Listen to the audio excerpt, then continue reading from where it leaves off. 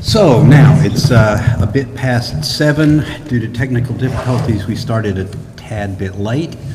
The meeting of the Board of Directors for Feb. 8 is called to order. Roll call, we're missing 3 with excused absences. Sarah, still with her children. Odell had a family situation, and Leslie requested permission to not attend tonight.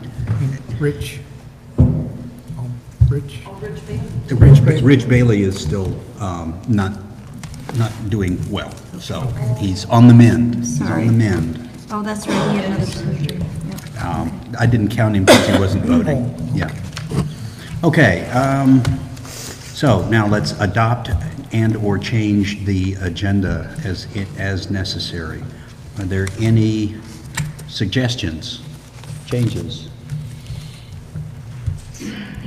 Okey doke, and hearing none, we'll just rule that unless somebody objects, of course, adopted by acclamation as printed.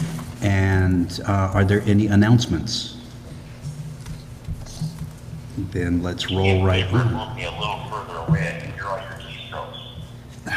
keystrokes. That's quite an announcement.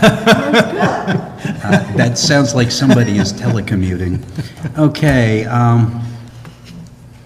next, property owner comments and the board comments. And as usual, come up to the microphone, announce your name and your property location. Property owner comments. Yes, sir. Can you make it less? Do we need to? Hey, I can bring the microphone too. Yeah. Why don't you do that? I was, I finally had a haircut, but I was gonna wait and make you a bet. But I drew it by, You got your hair cut. Doesn't it look nice? Thanks, Les. how am I supposed to? Actually, you know what? I can do this for you. Okay, 407, wait, oh no, wait a minute. Name and location. Oh, I guess I'm at Sudden Valley, and my name is Adolph Lester Bjerkstam, and I have some lots adjacent to the gates, which I take strong issue with having. Several decades ago, Phil Sharp, our attorney, said the manager was trying to make helicopter lots out of my lots when the manager tried to, put gates up. Now, you can't do that. The law is on my side on that, but it's never been litigated. And so I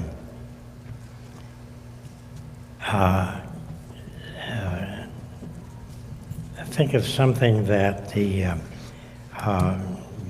board manager suggested, and I actually agree with you for a change. No, that's supposed to be a joke. But you had suggested, I think, that we investigate the possibility of going to court and having the lots be declared a hazard. Is that right? Since you're asking kind of a specific question, I want to broaden the answer a bit. When you and I last talked about your concerns about the road through between your lots being closed, I said the board has not made a final determination, so let's hold off until that happens. The board has not even discussed it further and certainly hasn't made any final determination. Our attorney, however, has given us a recommendation just this week that we not close the roads on a seasonal basis, although we did last year. We didn't ask the attorney's opinion last year. This year, we did ask the attorney's opinion. And he suggested, as you might appreciate, that the reason was because the restrictive covenants say that all the lots are supposed to have access. Now, we can build a safer access to those lots. It does not exist, but we can build it through and from Oval Court. Right now, the roads are closed primarily due to the concern of cars, what happened last year, cars slipping off the road during the wintertime in snow and ice, and our equipment, and even some wrecking company equipment being unable to get up there because the road is so bloody steep. So your concern, as I told you the last time we talked, I don't know what the answer is, but whatever Sudden Valley would do, we would do at the recommendation of our council. And our council has recommended that we merely mark those signs, or that section of road very clearly as being extremely hazardous, and that you drive it at your own risk, and that they will not be de-snowed or de-iced, because we don't have the equipment that can get up there in snow and ice. It's literally too steep for our own equipment. So with that notice, sorry, I'll talk a little closer to the mic now the heater's on. With that notice, our council thinks that we are protected from any liability that we might get if somebody goes down that road and takes their car off the edge, as I said, which they've already done at least twice last year, if not 3 times. So that's the situation right now. The road won't be closed, but we'd much prefer if you would accept alternative access so that we can continue giving you access to those lots, but yet provide better safety for people right now who might take those roads not realizing how unsafe they are. Yes, it is possible we could go to court, as you and I discussed, and get a judge to make a ruling one way or the other, but legal expenses are ridiculous. In my opinion, I would much prefer to work it out, do something that is mutually beneficial and agreeable, so that citizens are safe and your lots can be sold if you wish to sell them. Yeah, basically, could you hold it a little closer? Basically, I agree with you, and you know, I can't see my notes because Yeah, I need the microphone because of that Okay. fan. I can't hear you. Oh, there. That helps. It takes a second. okay. There we go. Okay. Well, so I'm kind of halfway through here, and I don't know where to pick it up, but I was going to say I do concur with the, no, it's all right, I know. I do concur with the having a court declare it a hazard, and then if you win, the court would decide the compensation. Now, I hate to be too aggressive, but I demand that the barriers be removed immediately, if not sooner. Now, I realize it's very unlikely that there's going to be a fire, but it could occur, and I'm very concerned about those that could not make it over to the road that goes down to Gate 5. And I don't know how many homes are in that 3/10 of a mile between my property and the entrance to Gate 5. But I think there are probably 20 or 30 homes along there. It's kind of hard to count homes up in the woods. But I will say this, if a car or if something happened, like the propane tank out in front of the house that's being constructed, if somebody ran into that, you know, that could cause a fire. And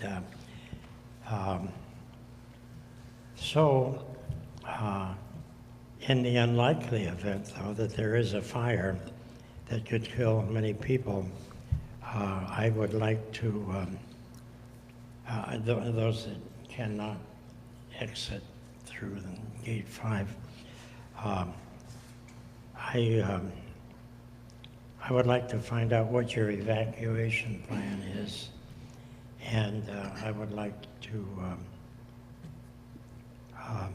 somehow get to the point where we don't have that fight every year where I have to protect my property rights. And I think you probably agree with me that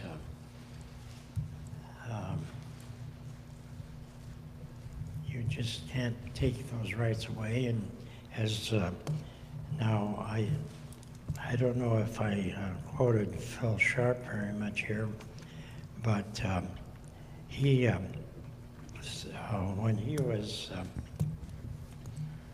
our legal counsel, he scoffed at the concept that we were trying to make helicopter lots. That the manager was trying to make helicopter lots out of my property. And so I would like to, I'm probably being a little repetitious here, but I would like to ask what your evacuation plan is, because you're not going to be able to get equipment up there to get the barricades out of the way. And I am saying I want no gate there, not even a crash gate. And I'm with you, I don't like attorney's fees. But, so if I could find out what your evacuation plan is, I appreciate that. And We will provide that. big We will provide that. I don't know what it is off the top of my head. But I will look into it and find it and provide it to you. There is, as you know, access to either Gate 5 or Gate 28. And to my awareness, there is no one that is isolated and unable to access both of those gates.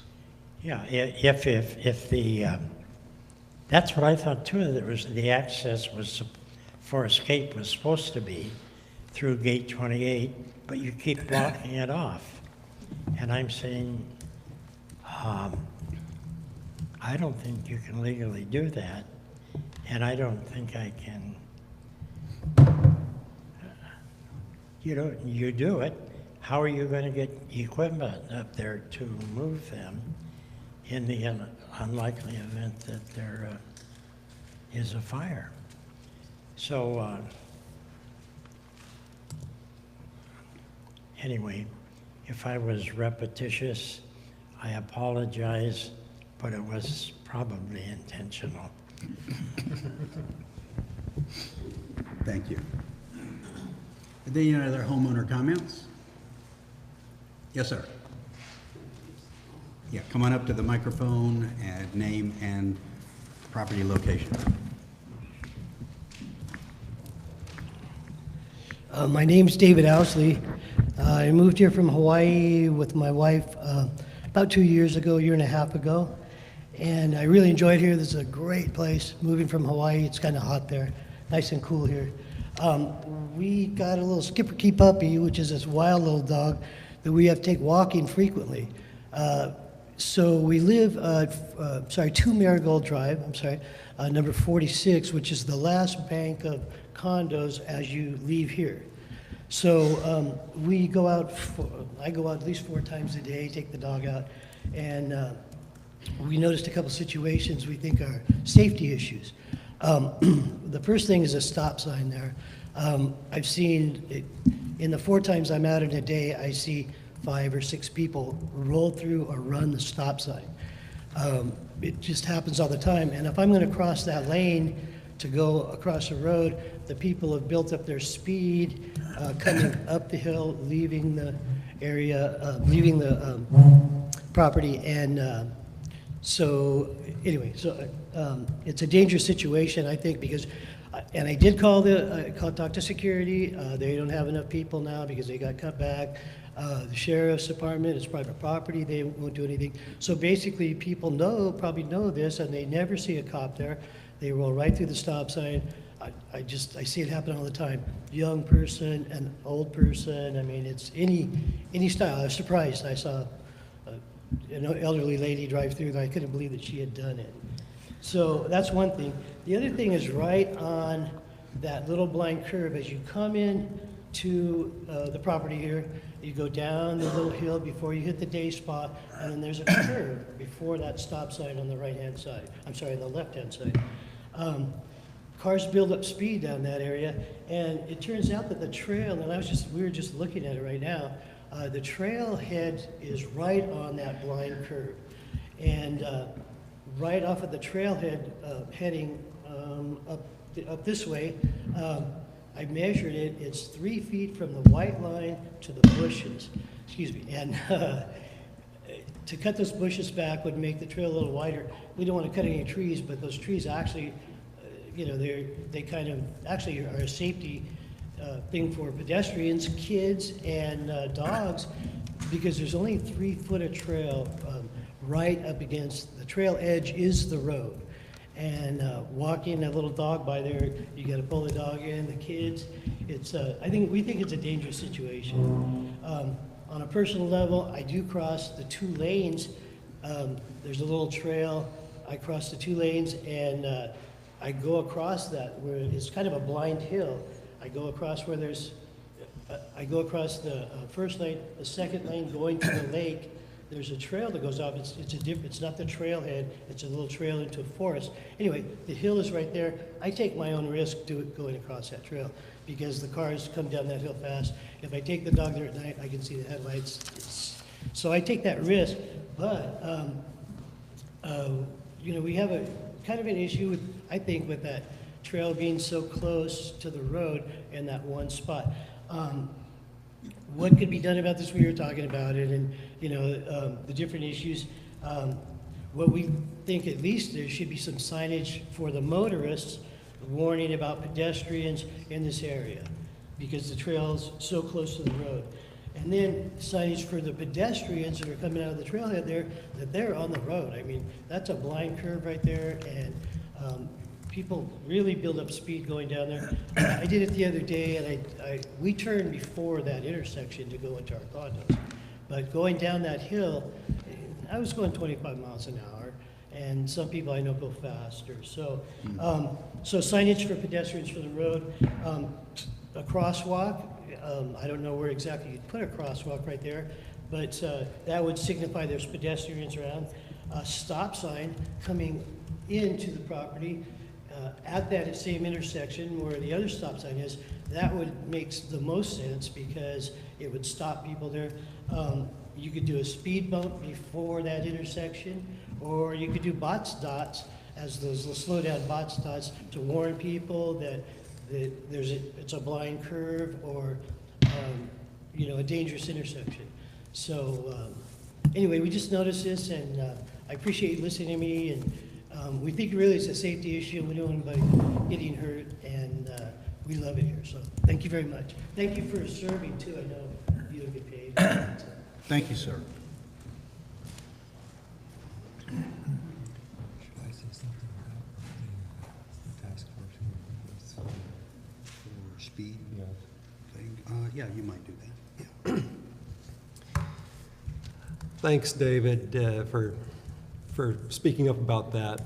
Springtime seems to be a time when people really start noticing speed. And last summer, after multiple complaints, much like what you're expressing, we formed a task force, a board task force, to investigate what could be done reasonably about dealing with speed problems, which seem to be the most prevalent. Stop sign issues, we got maybe 1 or 2 complaints, I think, but the speed was the big thing. And I know that Director D'Angelo and McRoberts and myself worked with staff and security to try and come up with ways to deal with those problems. And we realized very early on that we didn't have any actual statistics about how fast people were going, where the speeding was happening. If it was simply that the car seems a whole lot faster when it's louder, kind of observations, or that there were really no statistics being kept about any of it other than complaints. So what we have done is we have purchased some equipment that can gauge speed for specific targeted areas of complaint like you're giving right now.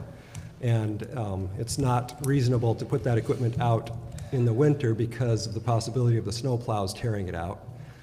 So this spring, I believe that the staff is going to be placing that out again and try to build up some statistics for us to be able to deal with, like, well, do we need speed bumps here? You know, passive type of response equipment, like a speed bump, or the dots like you were talking about. I am bugged every time I go out there at the stop sign that you're talking about, and I think it should be a 3-way stop personally. But again, that's going to take a study, because we realized that who actually decided how fast that curve is capable of sustaining in Sun Valley? Well, those roads were not built by, state of Washington engineers. And so really, where did that speed limit come from? And so therefore, how can we aggressively even use radar to ticket somebody for speeding when that might not even be the appropriate speed for it?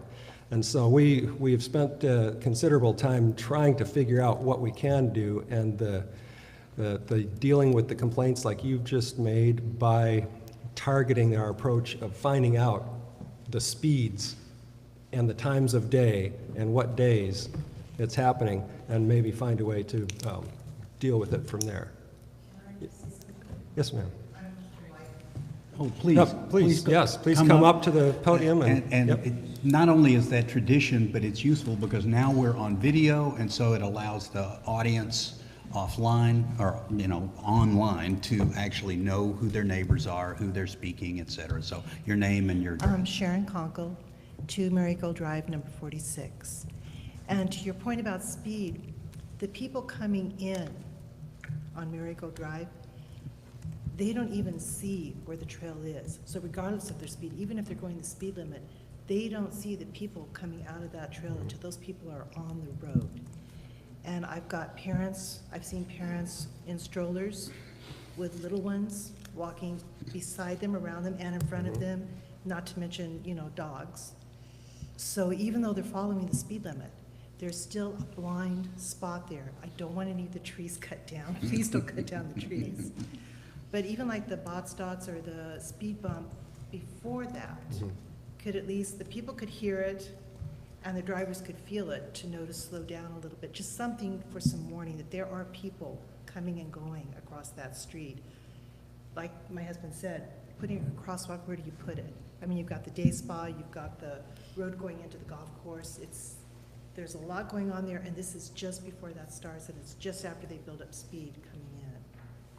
That's all I wanted to say. Those are Thanks. fantastic suggestions, I think, and I have to admit that I didn't even consider the thought of putting signage for the pedestrians, warning them of a road right there that, yeah, so, thank you. Yes, thank you. They're good thoughts. This is not an excuse, but it's a little history lesson. I've been doing some research back into the early publications about Sun Valley. Sun Valley started back in the, let's say, early 70s. Definitely was going by the mid-70s. And back in the day, there were only some 400 odd owners and residents, and there were 20 security people. Clearly, they couldn't keep that up because nobody wanted to pay for it. And so back in the 70s, they started letting them go. And now we're down to 3. And with regard to speed bumps, in other locations where people have complained, because, by the way, every Sun Valley road has that issue. Pedestrians have to walk on the road because there is no sidewalk, and it is filled with hills and blind corners. And people speed, and they run the stop signs all the time. And we tried to enforce speeding, and got a significant chunk of the community extremely angry that we even attempted to enforce speeding. We put speed bumps out in an area where a complaint had been lodged. Unfortunately, they were only the temporary kind, and people in the community got out in the middle of the night and tore them up and moved them out. So, not being the GM, I can't remember the cost off the top of my head, but I think that the big speed bumps, like the one that is across from the Lake Louise condos, are about $8,000 a pop. 5 to 8. 5 to 8, yeah. Between 5 and Thanks. 8. She's the treasurer, so she knows better than I do. It's always a question of where we're going to get the money to enforce the rules that we have, and what do we do when whatever we attempt pisses somebody else off. That's not an excuse. It's just a difficulty of living in a community like an HOA that is also a community of 7,000 people. So there you go. But thank you for that, because now we want to make sure and add that location, in fact, both of those locations, the one right up at the top here, as well as down by the spa, to our study. And I love the idea about signage for pedestrians. That is probably the best, because that walkway is one of the most traveled walkways. Certainly, there's a lot of traffic and a lot of people in that particular area. Okay. I was just going to say that during the run that we had last October, we found that that particular intersection needed a lot of maintenance because of the amount of traffic and the danger, because people do love to speed through there. They just, and even when I used to walk there every day, I will get back to that again, but even when you say slow down, because we know there are people walking and dogs and kids, they just give you the finger and keep going as fast, and even speed up. So there are just some people who don't realize the danger, and I hope that they don't someday hurt someone as a result. But anyway, it is a very dangerous area, and I appreciate you bringing that to our attention. Oh, who was first? Yeah, David, just a been quick on the- thing on that. If I'm understanding it correctly, where that Lake Louise trail goes up and hits the road. When I first got here, there used to be a trail that went near the condos, so you didn't have that going right out to the road situation, and that was blocked off. That is correct. It's And been that used blocked to off be- as long as I've lived here. Yeah, when I first moved here, that there was a trail which precluded you having to go up to the road, which is a situation you're talking about. It was safe. This is a situation, it seems like a very inappropriate kind of trail. Now, I don't know whether there could be an agreement with the condos folks, because that trail didn't go that close to the houses there, or the condo. But that's, a possibility. Another excellent option, which I presume you will take under consideration and work with the Parks and Trails Committee, which is another committee we have. Okay, are there any other, oh, yes, you had one? Exactly what he said, that's been the problem ever since the condos there blocked off that trail. And maybe They're entitled to there's- block off some of it, but Yeah. they're not entitled to tell I us. don't know how far their property goes, but it would Yeah. be nice to have a path that was just there that didn't force. We'll just have to work it out. Something can be worked out. Okay, are there any other homeowner comments? Yes, sir. Clive Allen, Gate 3. Mr. President, a few years ago, when I was on the Communications Committee, I wrote a story in the Views regarding the speeding problems. And my biggest motivation was the fact that these roads weren't built for pedestrians. And I include myself as a driver, have to be the top one. And I concur what everybody has said, but I got one response back from that letter, and it's in the minutes. But my concern still is to this day, the speeds, and I find myself having to check my speedometer because it's so easy with these downhill gradients to be picking up speed. So I think it's, for all of us drivers, we should take the positive steps, because those roads are not meant for people to walk on. But God bless them, they should be able to walk on them, and with their animals and their children. But anyway, that's what I'm saying. Thank you. That actually reminds me, since we've talked about Parks and Trails, and that is a trail, another little bit of history. When Sudden Valley was turned over to the community, the owners, by the bankrupt developer, the total number of parks that we were supposed to have had not yet been built. They hadn't even been finished, and the trails hadn't even been finished. And so they still, to this day, are not all finished. Now, the original intention of the developer was that they wouldn't need sidewalks because there would be a network of wonderful trails. But the trails never got built. So we've had that and had no money to deal with it for 45 years. Okay, any other board? Yes, Clive, thanks for that. And could you consider resubmitting that article this spring? Thanks. For those who don't know, Eric is also the chair of the Communications Committee, so in charge of ginning up stuff for the Views. Okay, any other homeowner comments? Yes, sir.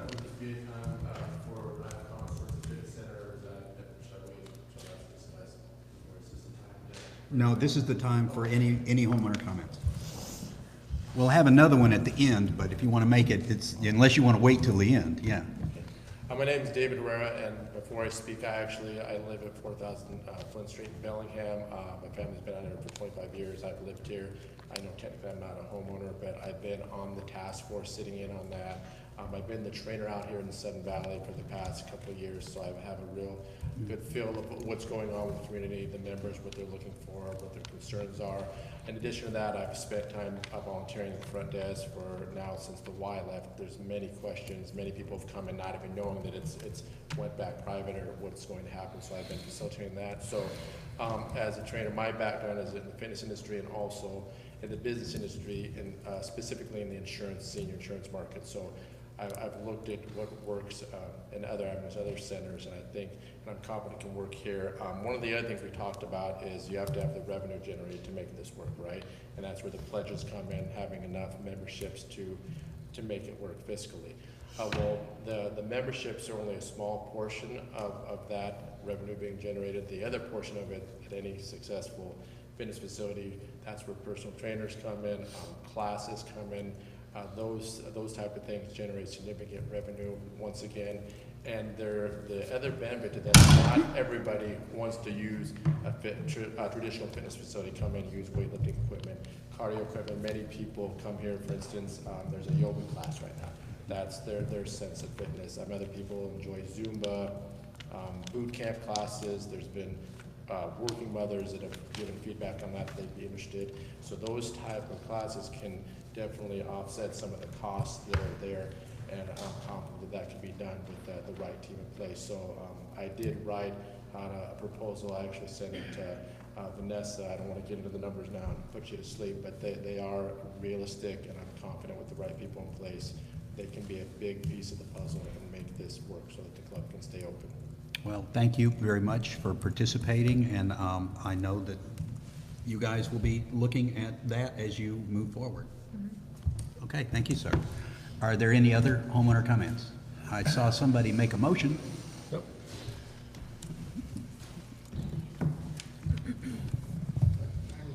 Rich Pereira from Gate 2, in reference to what Dave just said, part of the task force, and so far up to now, everything's been focused on the $94,000 for the year. First, that scares a lot of people away, but the focus should be on the monthly, because business is perpetual. You build it month to month, and it builds up to the end. That's what we're looking for. And so far, by the numbers, and I'm sure Linda and Vanessa will tell you that later on, what the breakdown is on those numbers. But, you know, we did some number crunching, and from what Linda did originally. And even at her, she's around 50,000, 60,000. And I did the same thing. I came around the same issue, and another member did the same thing. So we can cut it down. The biggest expense would be the labor. And that's a variable. It's always changeable depending on how many people we hire. So that's the key. And you know, from a business standpoint, I don't know how many of you have been in business for yourself, but you have to have certain elements for that. And you know, right now we have the building, we have the equipment, and we have staff ready to go. And we do have revenue, but the pledges tell that. So I think we're in good shape. And the buzz on the street, per se, is really good. People are excited about it. They want to keep it going. Okay. Yeah. Thank you, sir. Thank you. Any other homeowner comments? Okay. Any other board comments? All right, then let's move on with the presentation. I'm looking forward to this. Parks and Trails Committee is going to make a presentation with regard to potential use of the old RV campgrounds. I say old, once again, that wasn't the original RV campground. There was another campground in Gate 1 that was closed for health reasons by the county. And this is actually the new one, although it's about 45 years old. So Parks and Trails, who's going to be doing the lead? Well, I'm just going to introduce Adam Tullis, and Hey. he has brought a number of people with him also to do a nice little presentation and give you more information. Please and don't answer throw your those questions. inside here. My huck is nowhere what it used to be, okay? And my flick is gone, totally gone. Adam, it would be great if you would introduce the people who are with you. Adam is on the Parks and Trails Committee, and he has brought some other individuals who are very involved in disc golf. So where do you live here? I live, let's see if I get this right, Division 3, Lot 132. That's amazing. And Tell us where that is. the street address and number is totally fine. 336 Sutton Valley Drive. My wife and I have lived out here since May of last year, and we love it. We lived in Bellingham for about 8 years before we decided to move out here. Welcome. So along with a community member, I am a volunteer, like they said, of the Parks and Trails, and I'm also an avid disc golfer and a member of the Wacom Disc Golf Club. And with me I have Pat Sullivan, who is the founder of the club, and Jesse Cross, who is our volunteer coordinator. And so what we're here tonight to do is, I'm going to send Jesse over to the computer over there, and just going to get our presentation going. But I'm going to explain a little bit about what disc golf is with the aid of a couple videos we have that'll keep it shorter. And just for benefit of the board. Why don't you pass that out to the audience? I think that would be a better thing. I'm not sure if we're... Why don't you can see what they are, but I don't think we can accept them. Here you go. Throw one over there. No, no, you do not want to play catch with a disc golf. Vanessa and I can just like toss it. My son really wants one though, Larry. Don't dare throw this. What happens behind my back is behind my back. So, in order to keep it short, because I could talk about disc golf for hours. Thank First, to smack me in the head if I did. Got a couple of videos. One is basically, going to explain the 101s of disc golf and explain the difference in the discs that I've handed out. So we can look at it. So just- Adam, I'm going to ask you to just talk as much as you can into this so that we Oh, can gotcha. all hear and Yeah. that they can hear out in the audience because there'll be people online trying to hear you. Yeah, you might, Can you click on it? you could hold the microphone. Yeah, here, let me know if you can see. Oh, there we go. All right. You could take the mic out of the stand if you wanted to, I think. Yeah, you wouldn't have to lean over so much all the Right. time. I could just, This is a video we found online that gives you a great. The world's overview of the fastest sport. growing sports with. To explain to Welcome to everyone Best well. Disc Golf Discs video guide series. My name is Bart Bird and you're watching Disc Golf 101, the sport explained. In this episode, we'll cover what is disc golf, how is it played, and what is the best way for you to get started. Disc golf is one of the world's fastest growing sports, with over 5,000 courses in the United States and over 1,000 courses in Europe, the vast majority of which are open to the public and completely free to play. Disc golf is very similar to traditional golf, except instead of a ball and a hole, you have discs and a basket. The goal of disc golf is to get the disc to land in the disc catching basket. A typical round of disc golf will include 18 holes or baskets, each being 200 to 300 feet in length, and played as a par 3, meaning the goal is to get the disc in the basket in 3 throws or fewer. A typical round will take 60 to 90 minutes based on your pace of play, and the lowest score wins, meaning the player with the fewest total shots for the round. The first step in getting started is to find a course near you, which is easy to do using the online course finder at the Professional Disc Golf Association's website, and we've included a link in the description below. The second step is to find a disc. A typical disc will cost you $10 to $15, and if you've been to a disc golf store, you may have seen a display like this, which at first can seem very intimidating, but for beginners, it's pretty simple. All disc golf discs fall into one of 3 primary categories. The first of which are drivers designed for maximum distance off the tee pad. The second are mid-ranges designed to get you as close to the basket as possible. And finally, putters to put the disc in the basket. Many players recommend that beginners simply start with one mid-range disc, which is perfectly capable of navigating all 3 aspects of the game.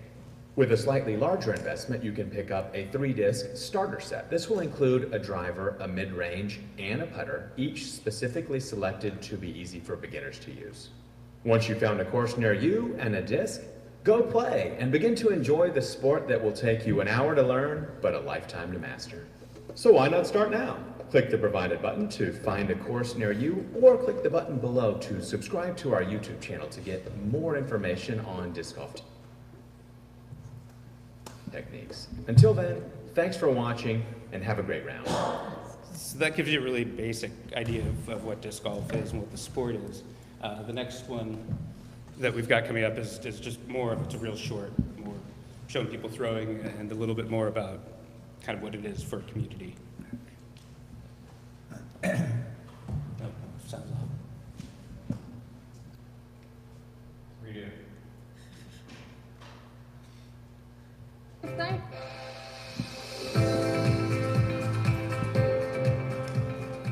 For me, it's time with my friends. For me, it's a walk in the park. For me, it's my job. Go in. Oh. For me, it's all about the exercise. For me, it fits into my busy lifestyle. For me, it's my passion.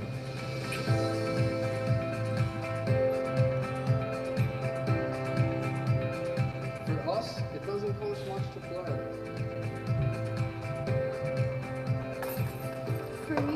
time.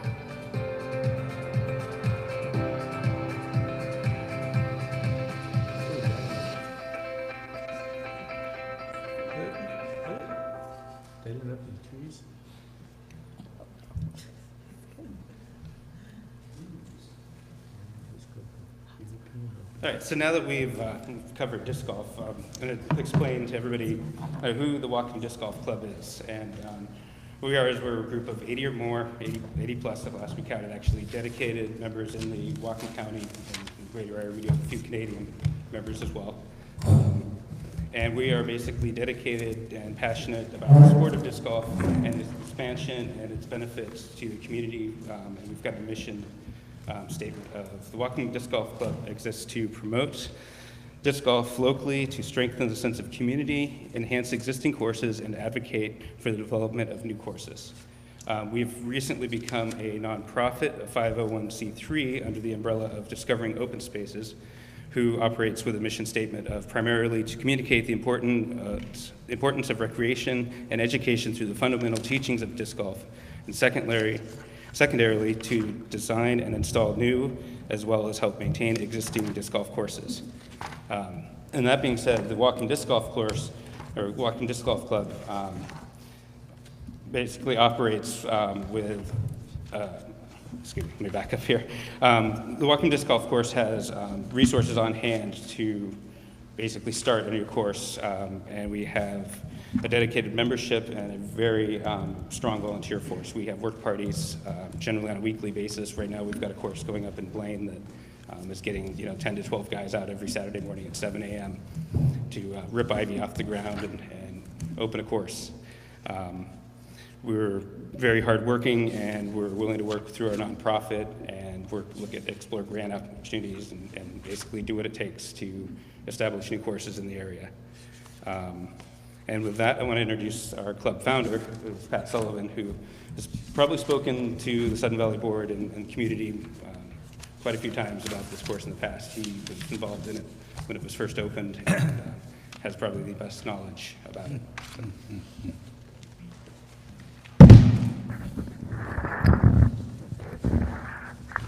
Hi, everybody. First of all, thank you very much for your time. I appreciate it. Time is valuable. I'm going to try not to take up too much of your time, and I'm going to try to deliver you information so we can make some educated decisions regarding this campground up off of Lake Louise Drive. I am the founder of the club with a gentleman named Bob Johnson, who was a homeowner up here in Sudden Valley. We approached Steve, I believe it was Steve Grieser, who was the general manager at the time, in 2004, to put in a 9-hole demonstrational course available to Sudden Valley, exclusive to Sudden Valley, for a short period of time to introduce the sport to the community, which I think was very receptive and went over quite well. Long story short, we took the abandoned campground, I believe it was about 36 to 38 acres. It was overgrown, it was dark, it was wet, it was polluted, it was vandalized, and it was being used for different multi-use opportunities that I would think, if I owned the property, I wouldn't want these activities going on up there. So what we had to do was go in and detour some of these activities, clean up the course, remove the garbage at our own expense, bring down all the vegetation. We did get a chipper donated to us through Birch Bay Rentals when we chipped all weekend long, to the point where the chipper actually caught on fire. Just gives you an idea how much material we actually removed from that area. And just as a background on who I am, I approached Steve Grieser as a professional land manager. I am a state forester, and I'm also a certified arborist.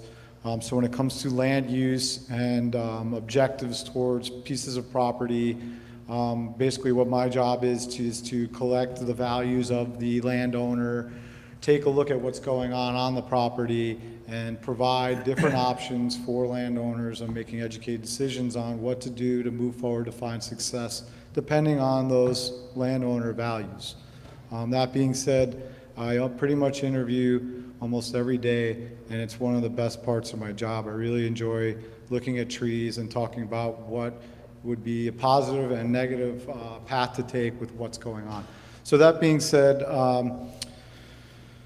the course helped us acquire the land to develop the club helped us acquire the land to develop the course through Steve Grieser. I believe his name was Steve Grieser, correct me if I'm wrong. And then through the process, Steve Grieser stepped down or whatever, and Dave Waring took over, who was the general manager that we started working with. So Steve Grieser, I hope I'm getting his name correct, was very easy to work with. He was a devil's advocate. You know, how are you going to mitigate for this? How are you going to mitigate for that? He was very objective. When Dave Waring stepped in, it was kind of a us versus them sort of feel, which was very difficult to work with. But we did our best to work through it anyway. So we established the course in 2004. As you can see the first bullet up there, what I'm going to try to do is not read these slides to you. I'm going to try to sail through them so I don't take up too much of your time. But the first bullet, we were in there in 2004, and we were asked to leave in 2010. And when we were asked to leave, we were told to pull the baskets or he will do it for us, and we won't like the way that he does it. So that weekend, I actually pulled 26 baskets off the course by myself because the rest of the community was so in an uproar.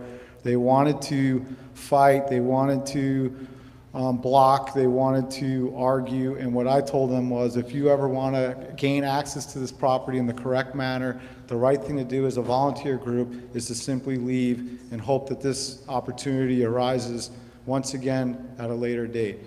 So as a result, I have presented myself to the board here multiple times. I do see some familiar faces, and I see new faces, which is fantastic. So in 2010, he did ask us to leave, which I won't forget because I just got back from my honeymoon, actually, and he asked us to leave, so we left. So what is Mossy Rock? It's the old campground that was closed down from what Steve Grieser told me. The plumbing underneath the ground couldn't support the bathroom use, and to correct the plumbing issues would cost an astronomical amount of money, so they didn't know what to do, so they abandoned the campground. So what it is to us and to anyone who wants to be a part of what we're doing up there is this is a fun place for the members of the Sudden Valley community. And I cannot believe how many folks I've met out here in Sudden Valley who had already had time invested in the property, whether it be dog walking or whatever else, and other people didn't even know that that property belonged to Sudden Valley. When we moved in there and cleaned it up, we created an aesthetically pleasing place that I felt was safe for anybody to spend time up there. I go up there now. I don't know if I would like my wife and kids going up in there right now, considering that the condition that it's in. But that's one of the things that we can provide is a safe, clean place for people to recreate. It's also a very unique piece of property considering its topography, your late successional forest species, structurally unique trees, and the platforms created for the campground. It creates a lot of fun when you're dealing with something that can hit into a slope and roll. It can be a lot of fun. At the same time, it can be very challenging and promote creative thinking. It can also create opportunity for community social interaction, especially when we had our work parties. That's where we got to meet a lot of folks, all different skill levels, all different ages, and all different backgrounds. It's fantastic. That's the beauty of the sport. And the whole thing is volunteer established, maintained, and operated. So we feel disc golf is a good choice for this property because of the low cost to implement the actual course and the high benefit to recreation. So there's a minimal startup and maintenance costs, and there's absolutely one of the lowest environmental impacts you could have on a property would be disc golf, because what we do is we use the natural surroundings around us as the course. We're not going to, we will manage it to be park-like, but in no way will we move it towards a ball golf-like intensity of management. It can be enjoyed by all skill levels. It's compatible with other recreational users as long as we consider those recreational uses while implementing the course. That's the beauty of disc golf, as well as we can use different parts of the property that different corners, different reaches that no one would even consider going, walking a dog or riding a bike. But those are some of the best parts of the sport, are utilizing areas that typically wouldn't be used in a multi-use park. And we find it's really fun. Go ahead, please. So here's where we get into the nuts and bolts. I think folks here might be interested is what is the cost to Sudden Valley? We talked about this tile here. I kind of wanted to say, what is it that we need from Sudden Valley Community Association? So what do we need from the board and from the community is basically permission for the Whatcom Disc Golf Club to become stewards of Sudden Valley Campground property once again. We did have literature from Dave Waring that did grant us, quote unquote, marshals of the property, because we were running into folks who would come out there and say, well, what gives you the right to do what you're doing up here? Well, I spent a year working with Steve Grieser just to get permission to go in there and start cutting back the salmonberry, the eye-poking branches, the overextending branches that are ruining the infrastructure of the roads. And basically, your permission and your commitment to us saying, yes, please move forward and be stewards of this property. What else would we like to see from Sudden Valley? We don't have access to small excavator or anything like that, but at one point Dave Waring did move that gate back about 40 feet so we could have access up to the lower level of hole 1, and we'll look at a map a little later if you'd like, to increase parking, because parking was an issue out on Lake Louise Road. And it's funny, we were talking about parking tonight because there is a blind corner on there, and I do have some ideas on how we can kind of cut back some of that brush and create a more visible corner. And I believe we could take care of those potholes for you and all that kind of stuff, but we don't have the means to bring in a machine and move those ecology blocks. And besides, they're your ecology blocks. We want you to say, yes, we see your need for the parking, we're going to move it for you. And then we asked for maybe a little bit of minor assistance in dealing with some infrastructure issues that I see going on out there. Again, I'm a professional forester, so I do look at forest roads. I pay attention to drainage. I pay attention to culverts, deterioration of road, whether it be paved or gravel. And there may be some things up there that we run into that we just don't have the resources to deal with. But we've done some walkthroughs down there, and what I can see going on out there right now is still nowhere close to what we did back in 2003 and 4 to reestablish the course. So that third bullet, I really anticipate being backburnered and only coming up if we run into something that's larger than anybody here really wants to deal with. So please take that bullet. You know, just put it in your back pocket, just in case we need a little bit of help. But who knows if it's there, right? So what else do we need from Sudden Valley is a no-cost recreation lease between Sudden Valley and the Whatcom Disc Golf Club for the Sudden Valley Campground.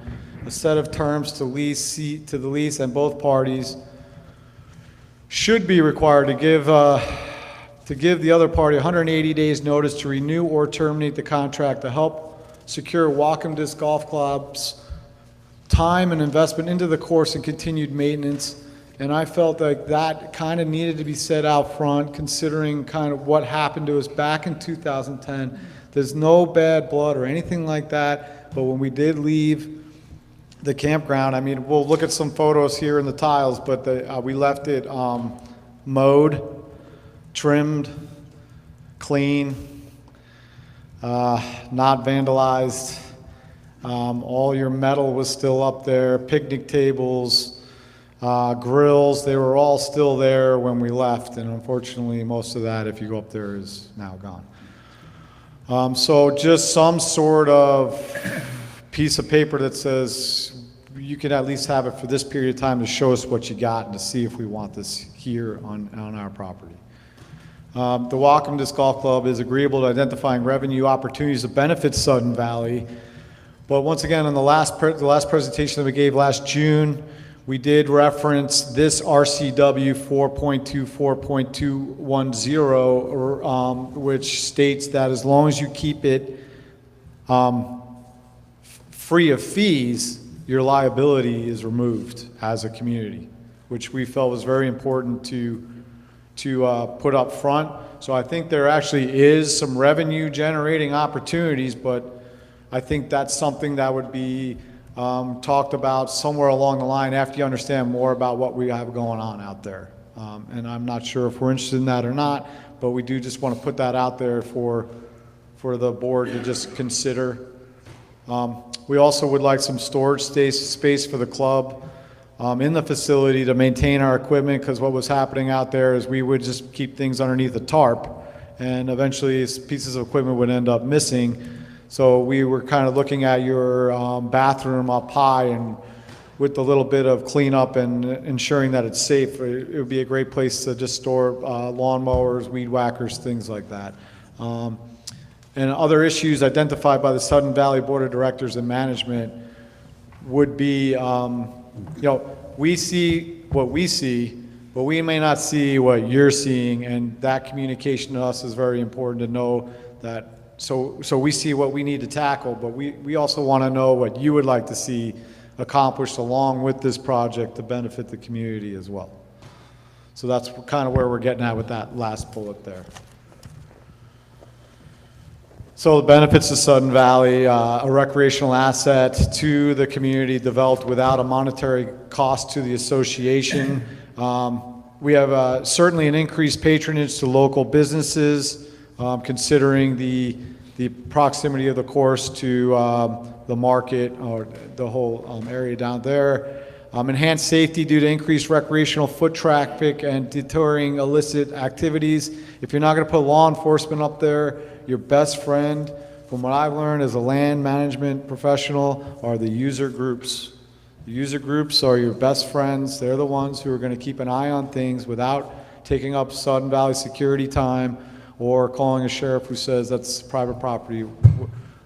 So that's another thing that we can provide for you. And we did have a close-knit relationship with the Sudden Valley Security when we were in there, and our whole goal was to only utilize the security system when absolutely necessary.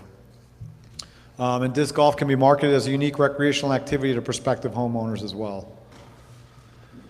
So these tiles here, what you're looking at, are basically some of our volunteers, some volunteer work, working with kids. Sometimes we put up pop-up events. These are these cloth baskets here where the Parks Department will allow us to put up an event for a day to work. Over here we're teaching kids disc golf. This is one of our board members, Carlo, who's spreading wood chips in Cornwall Park.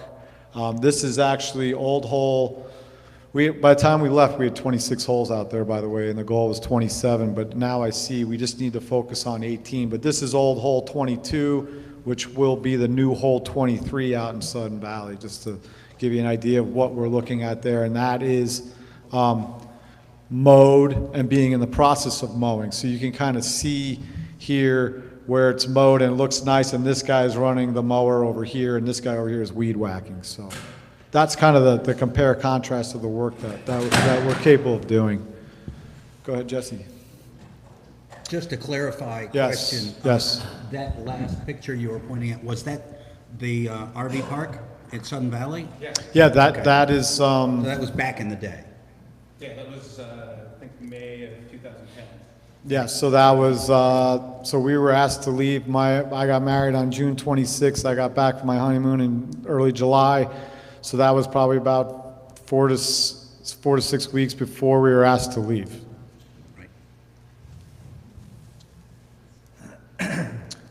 Just some more benefits to Sudden Valley. We have a local club willing to do outreach with Sudden Valley to expand the sport in the community itself, which was one of the original handshakes we had with Steve Greaser, developing interest in even moving into the old campground.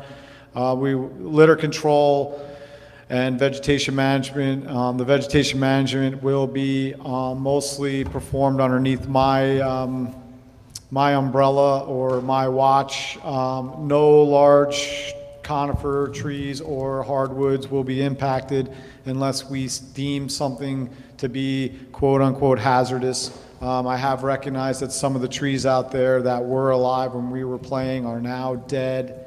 I have seen tops blown out and things like that. I am a certified arborist. I own my own business. I'm licensed, bonded, and insured. And I'm willing to perform work out there to decrease risk, increase safety. I mean, we know when we enter a tree stand of large structurally unique trees like that place, there is an associated risk that we're all taking. But I believe I'm also a tree risk assessment qualified personnel through the ISA, International Society of Arboriculture program. So I feel like I'm capable of recognizing hazards and mitigating for them before we start putting the public out back on the property. It's also a unique social setting leading to a close-knit surrounding of a community. That's one of the things I actually miss, were all the people that I got to meet and interact with. And the next thing you know, I'm walking around Sudden Valley and the community of Bellingham, and I'm knowing people that are working in different places only because of what we were doing up in Mossy Rock. It also provides a good use of the property that's consistent and with the allowed uses of the existing zoning of rural forestry, which does allow trails, trailheads, restroom facilities, and associated parking areas for no more than 30 vehicles. And I don't believe we could fit 30 vehicles in that area after we move the gate anyway. If you want to know what a 30 vehicle parking lot looks like, Lookout Mountain Road, or the parking lot at Lookout Mountain is 30 vehicles. And it's a little bit larger, I think, but that's exactly, I mean, I counted it one day. I was surprised that it was that many, or I thought it was 40 or so. But. And the Stimson Family Reserve Trailhead, that's about 30 vehicle parking lot as well. So those are a little bit bigger than what we have up there. So one of the things we'll be doing is promoting a lot of carpooling. And that's where I think the revenue may come in at some days is pay to park, which will promote carpooling and things like, but like I said, that's later on down the line if the board were to choose to walk in that direction. So here's some more tiles of just people working. This is what we do. We use a lot of shovels. We use a lot of wheelbarrows. When we use equipment like this here, this is what we're doing up in Blaine right now. We certainly get clearance through the Parks Department, and we make sure anyone who's going to operate a machine like that has some sort of experience doing so. Yeah, this is yeah. And when we ran Sudden Valley, it was a 100% pack it in, pack it out trash management system, which of course everybody doesn't observe. So I was always the guy out there playing with the 5-gallon bucket, picking up after other folks. But by the time we were asked to leave, what I noticed was there were other golfers out there who I didn't even know playing with their own 5-gallon bucket. You know, to me, it's just leading by example, and then, you know, people just pick it up. I mean, I couldn't believe when I saw the people playing with a 5-gallon bucket. It was fantastic. Yeah, it's really good to see. So what can we as a Whatcom Disc Golf Club provide? We are a nonprofit organization dedicated to the expansion of disc golf and its benefits. We just acquired our nonprofit status. We worked pretty hard last year to acquire the status, and we're working. Our nonprofit is Discovering Open Spaces out of Seattle. We have dedicated club membership comprised of skilled professionals and trade members, all volunteers capable of providing land management, safety improvements needed to maintain the golf course. Like I said, you now know about my background. We also have engineers, we have school teachers, we have folks who are 70+ years old that are in our club, and we have folks that are teenagers in our club. So we have a wide variety of different folks. We have 2 club members who just became dads. Probably not going to see them anytime soon, but hence is life. I'm now, when we started this golf course, I was a single man. I'm now married. I have 2 kids myself. So, you know, that's just how life moves on. So we could also offer forest management and direction of qualified club personnel, which can improve safety, visibility, and long-term health for the area. We can provide constant eyes on the property that has seen years of neglect and abuse, which can increase the safety of all uses of the property.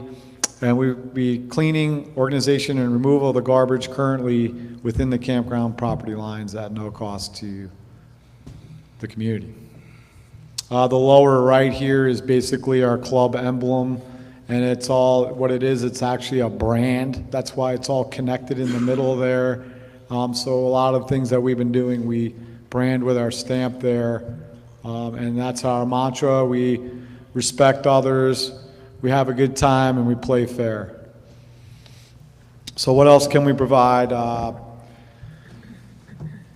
Well, that first bullet I just read to you, installation of tee boxes, baskets, and fairways that are of low impact as possible until we decide to make some minor capital improvements. So tee boxes would be of natural earth substance and maybe some gravel brought in just to keep rutting from happening. We'll also be using the paved areas that are already up there. It's blacktop to a degree, so we'll use the blacktopped areas as much as possible as tee boxes. The fairways will be the natural areas of the campground, mostly existing roads and things like that, as you'll see on the maps. In order to not disturb these areas with the larger conifer that we all value, we do use a lot of the current roads and the old campground plateaus. Ongoing deterrence and mitigation of vandalism and dumping, restoration of native vegetation according to Sudden Valley goals, which may include removal of invasive vegetation, culvert maintenance, and enhancement of native landscaping under the direction of a licensed and certified arborist. We do have a couple culverts out there that are starting to they're draining, but if left alone, there will become problems to the valley, and that's just some of the stuff that we can provide to ensure that everything's working properly. So we are willing to upgrade and lightly modify the parking lot. We also want to bring some of the brush down. If you do allow us to come all the way up top, we do want to kind of bring some of that brush down a little bit to detour anyone driving up there and potentially dumping. We sort of want it to be seen by the road, but not really. So we want to make it kind of like a peppered area where there is a little bit of a buffer, but it's not somewhere where someone would find an advantageous place to leave something where we would have to clean up later. Permanent signage for course directions, waste management goals, and ecological significance. We had some of that going on before we were asked to leave. And other priority improvements identified by the Sudden Valley Board of Directors and Management brought to our attention, of course, because like I said earlier, you may see something that we don't see, and that's all about that cooperative working together.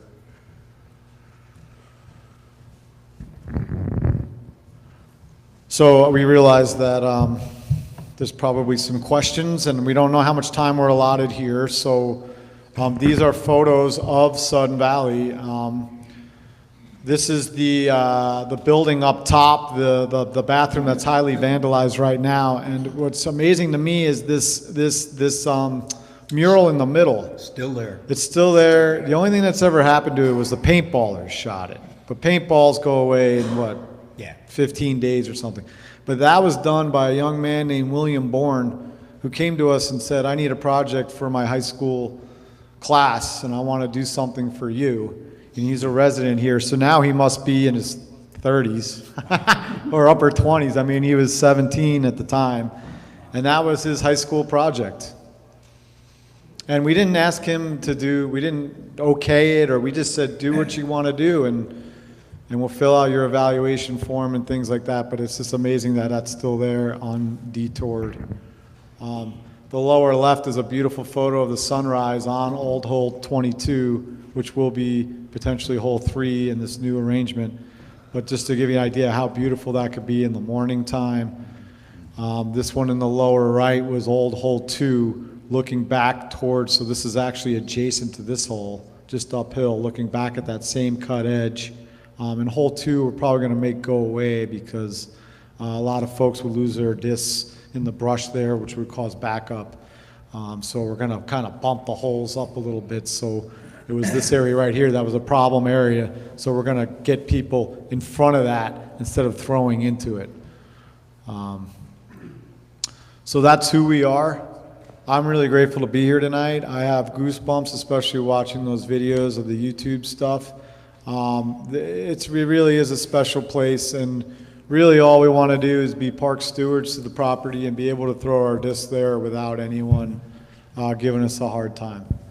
So I don't know if we have questions. I'm more than happy to answer any questions, but I also know we have other things on the agenda. So whatever the board would like to see occur from here is... Well, I would suggest that we basically follow the process that we've got, which is a Parks and Trails Committee, make a proposal to them.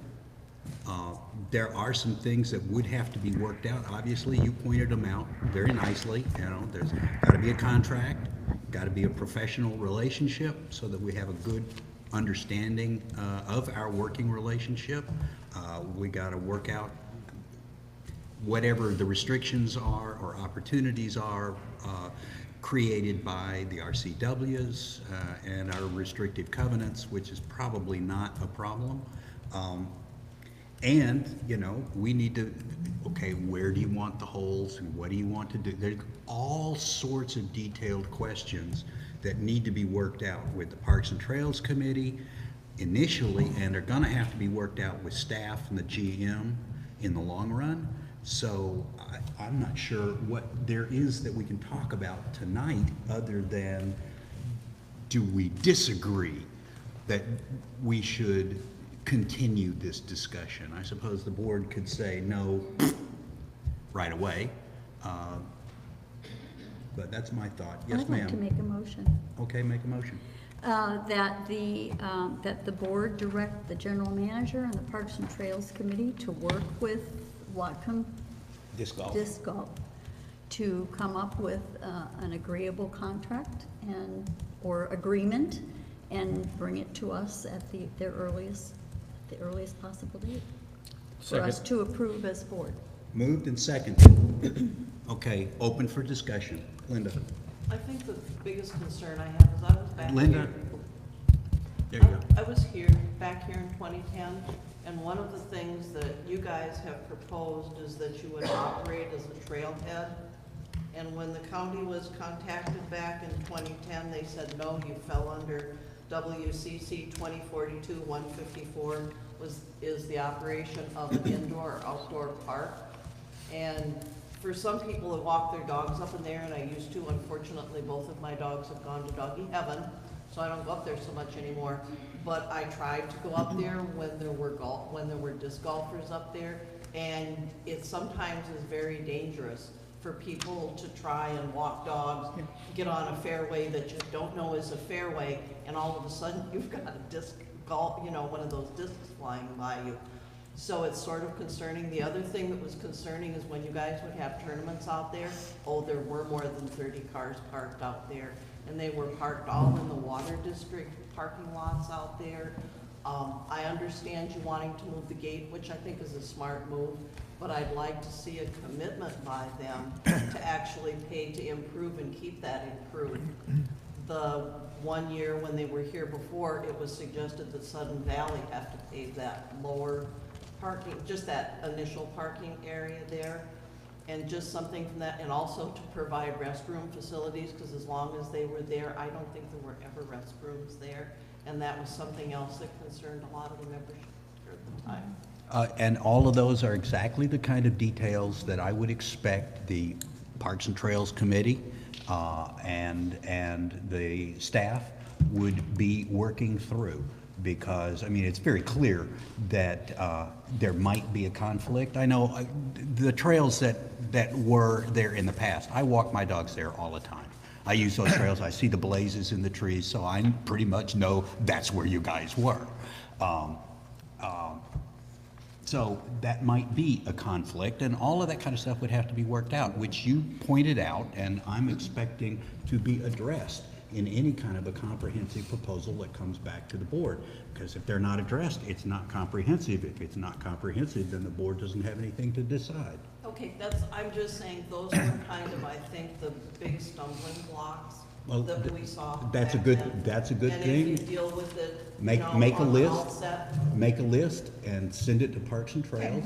can do. And so that, you know, there's some issues to start working on right away. Mr. President, David.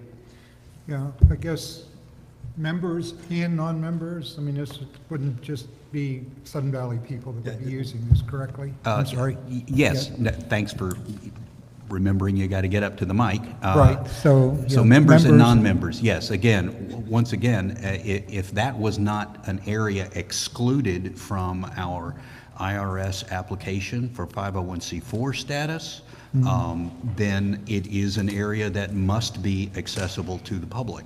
And that's one of the potential issues to work through. And obviously, there's a relevant RCW, which I'm always hearing about these new stinking RCWs that I hadn't heard of before. But that's an area that will have to be worked through. Do we charge non-members? How much? Yada, yada. And that's why we have an attorney. He will work through all of that kind of stuff. Right, and things like parking, for example, as was mentioned, that there's an opportunity. And parking and all of that. And we have looked at the idea of trying to raise revenue through parking, and this may be an opportunity to look at down the road if we can deal with some of the other issues. I mean, I'll just say right up front, clearly Sudden Valley is in dire need of income, non-dues revenue. Now, whether it comes from this activity or not, I don't know. But that's something to address and work through as we can. That's just one of those issues to discuss, how best to deal with this, given what you want to offer, what you know is the needs and willingness to contribute of the disc golf community in the area. You know that, we don't. So, Mr. President, may I ask a question? So the directive to these gentlemen is exactly what from the board?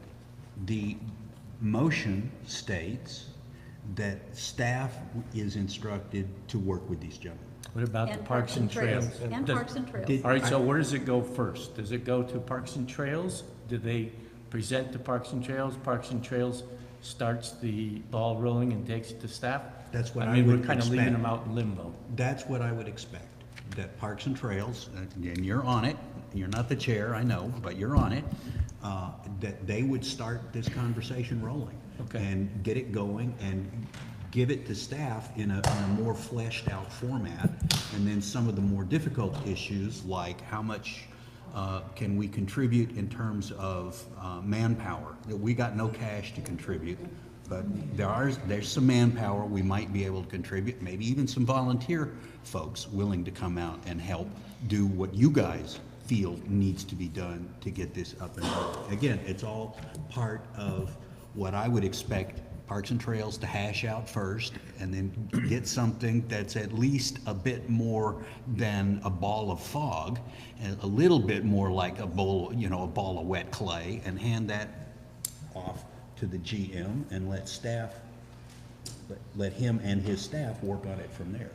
Okay, then if I may, the questions that are being proffered now can be just handed to the Parks and Trails Committee as Correct. opposed to taking up time at this meeting tonight. Correct, as I mentioned to Linda, just write that in an email and we'll send it to Parks and Trails. So as president, you're just going to turn to these guys and say, make your presentation to Parks and Trails on? I'm not gonna tell Parks and Trails when. No, these guys. They can work that out with Parks and Trails. Okay, so everything now, as far as questions from the board, can be just directed to Parks and Trails, and we can move on with the agenda. If they're. Call the question. I disagree. Oh. Okay, then go right ahead. I think that the things that were presented, there's a significant financial advantage to Sudden Valley for this. I mean, the amount of money that if we took it over to do the kinds of things that are proposed with regards to that, then the improvement we've talking about fixing this place up, the campgrounds for years, and we have an opportunity to get it. It seems like there's a financial aspect to this thing that needs to be included as well, and I think it's very advantageous. I would like to see some numbers about that, what they're doing, what is the advantage, a financial advantage for moment, that are part of this, and I think Let that me ask perhaps you- Treasury needs to be involved in this as well.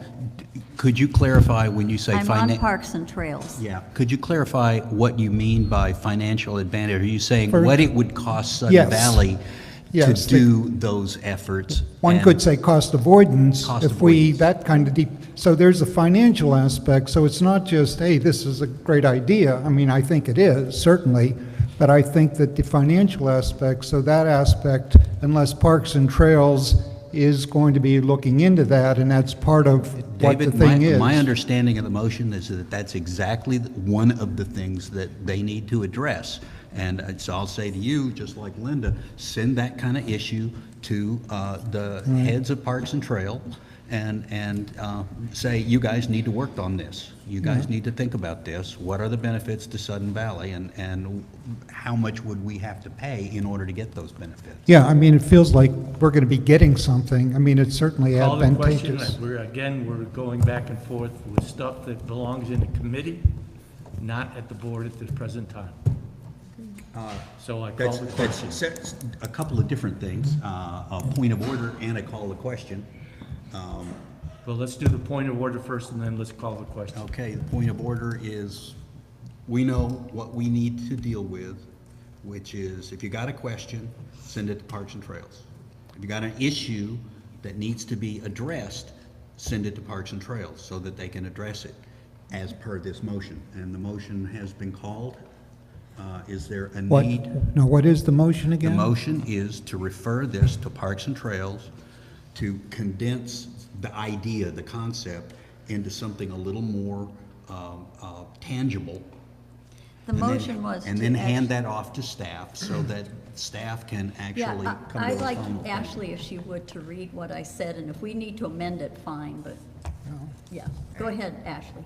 Director Holton moved the board request the GM and the Parks and Trails Committee to work with Whatcom Disc Golf to come up with an agreement and bring it to the board at the earliest possible date. I haven't set a date because I have no idea how long it's gonna take, but I'm sure you are interested in getting it done as quickly as possible, so. So I That to personally me don't is- think a date is necessary. Okay, so I'd like to call it. Did you mention, did the motion include the Parks and Trails Committee? It did. Yes, it did. Okay. So request the GM and the Parks and Trails Committee to work with Whatcom Disc Golf to come up with an agreement and bring it to the board at the earliest possible. Okay, thanks. I didn't hear that part. So I think it covers everything. All right, so all in favor of making that reference? Please indicate. That's unanimous. Okay, well done, gentlemen, and I truly look forward to being able to work something out. I think it can be done, and I certainly hope it gets done. Thank you. Yeah. Thank you very much. Thank you, guys. Thank you for your time.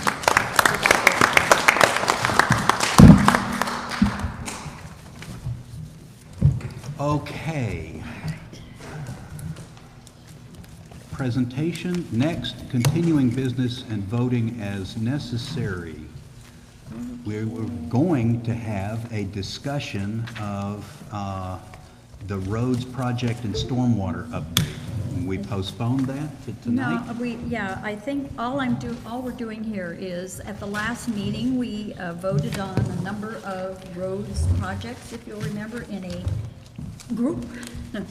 And all we have here in front of us is Jennifer's update of all of those items, so that you can see in one spreadsheet all of the things that are going to be addressed based on the approval of the board of all of the projects at the last. So those were all the culverts and so forth that we approved for funding this year.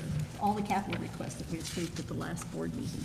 Is that a motion? This is, no, this is just an update. This just gives you information about, and it's pretty much what we had before. It's just what the road spending plan will look like based on all of the approvals that we gave at the Okay, last so meeting. this is just... This is just discussion. There's Information no only. vote, nothing required. Okay, so this attachment, pages 23 and 24, is the spreadsheet that reflects the decision that's already been made? Correct.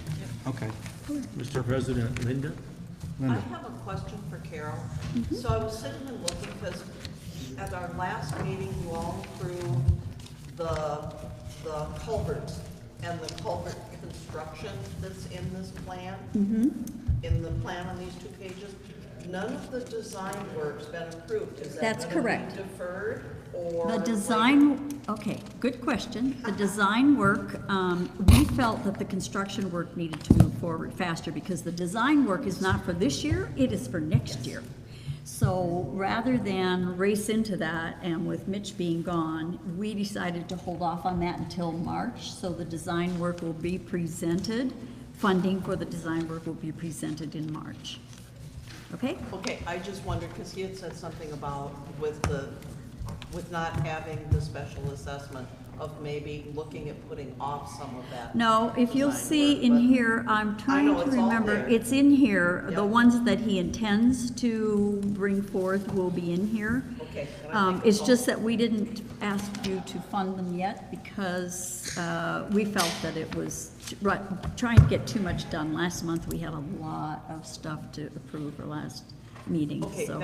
that's We're holding fine. off. I just wondered Okay, about that. but it's coming, it's That's cool, coming. that's cool. And we have kind of earmarked the funds for it, because we need to, and those are gonna be the things that will actually be, done next year.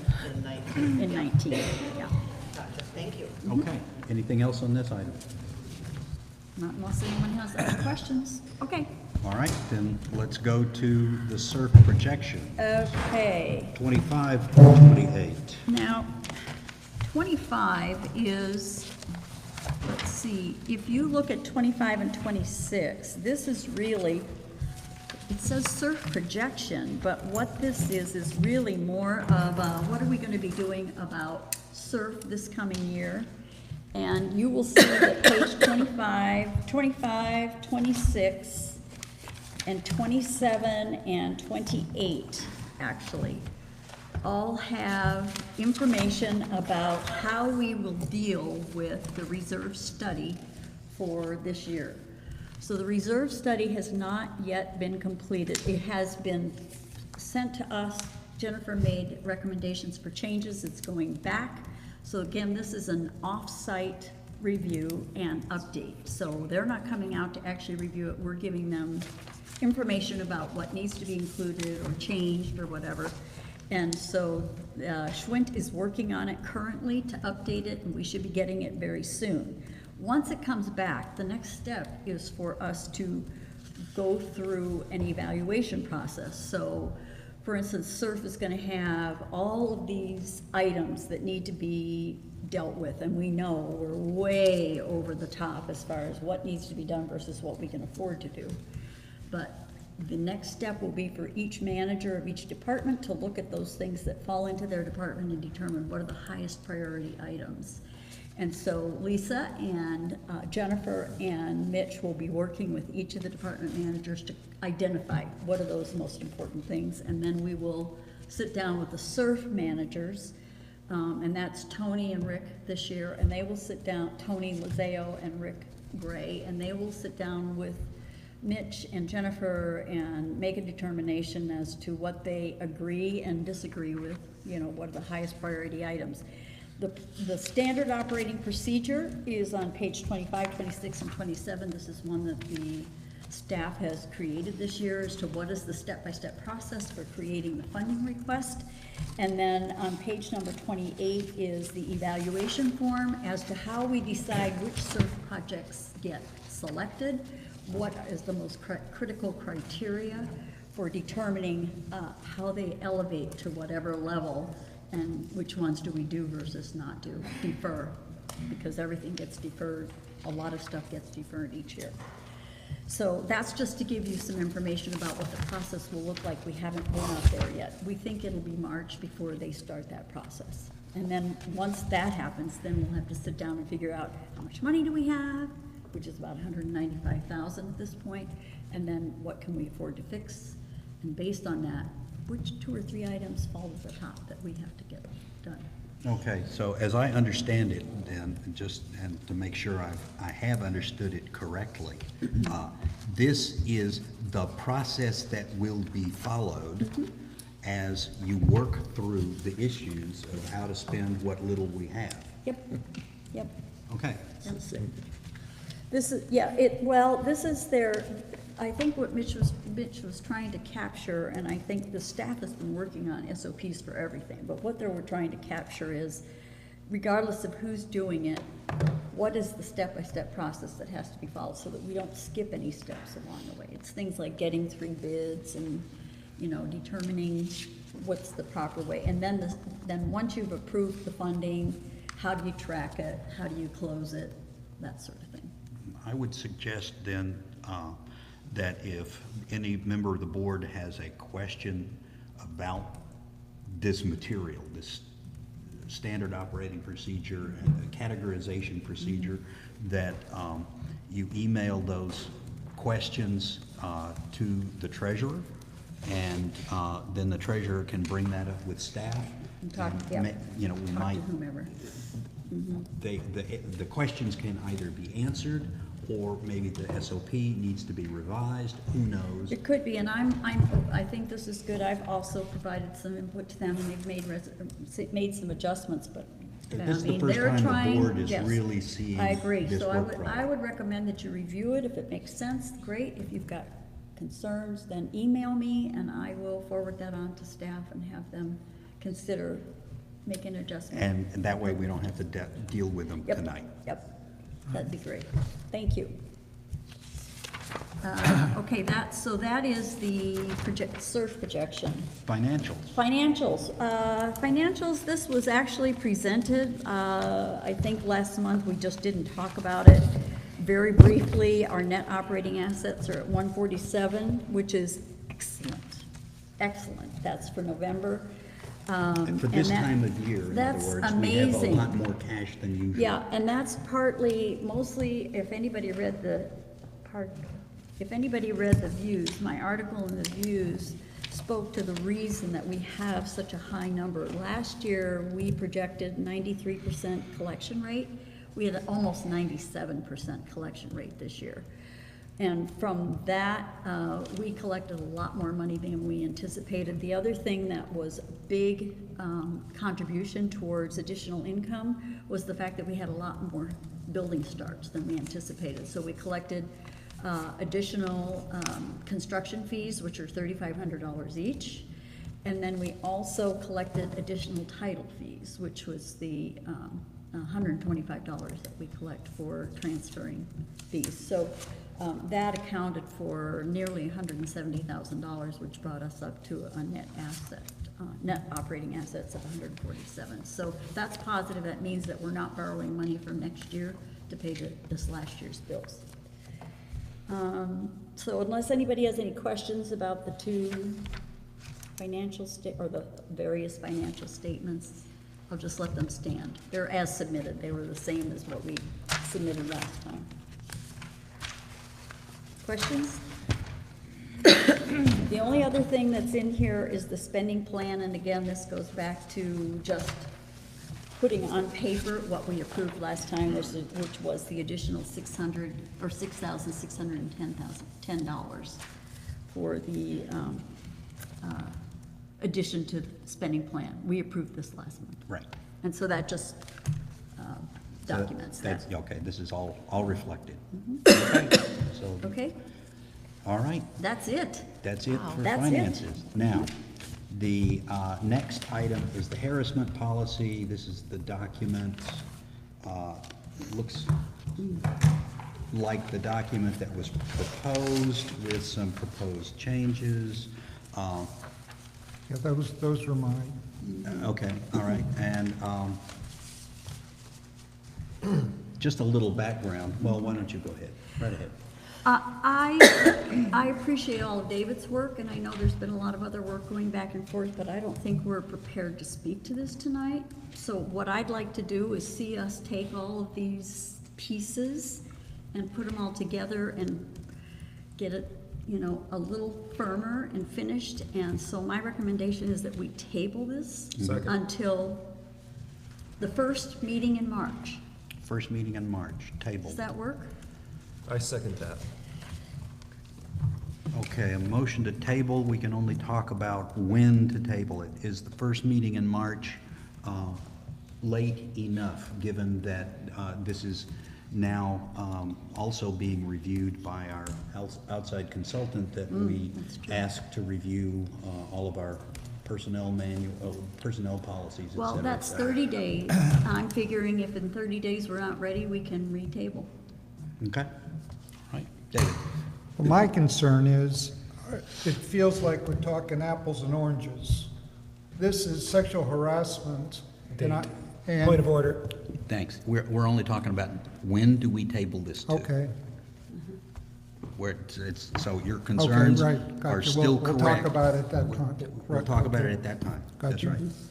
And I hope, by the way, that we'll have them addressed. I hope we'll have them addressed. That's part of the reason. What do you mean we'll have them addressed? That your concerns that Oh. you were about to raise. Oh, okay. That will be taken care of in the meantime. Okay. That's part of the reason for We want to tabling it. table it, yeah. Okay. Date. We have coming up, I believe, the first meeting in March, but maybe I'm wrong. We're supposed to talk about density reduction, I thought. We had tabled that discussion of looking into, one of the We did March, I table think. it, I'm yeah. just saying, are we gonna be putting things that we're gonna be spending a lot of time talking about lumped into one meeting? That's all my concern is.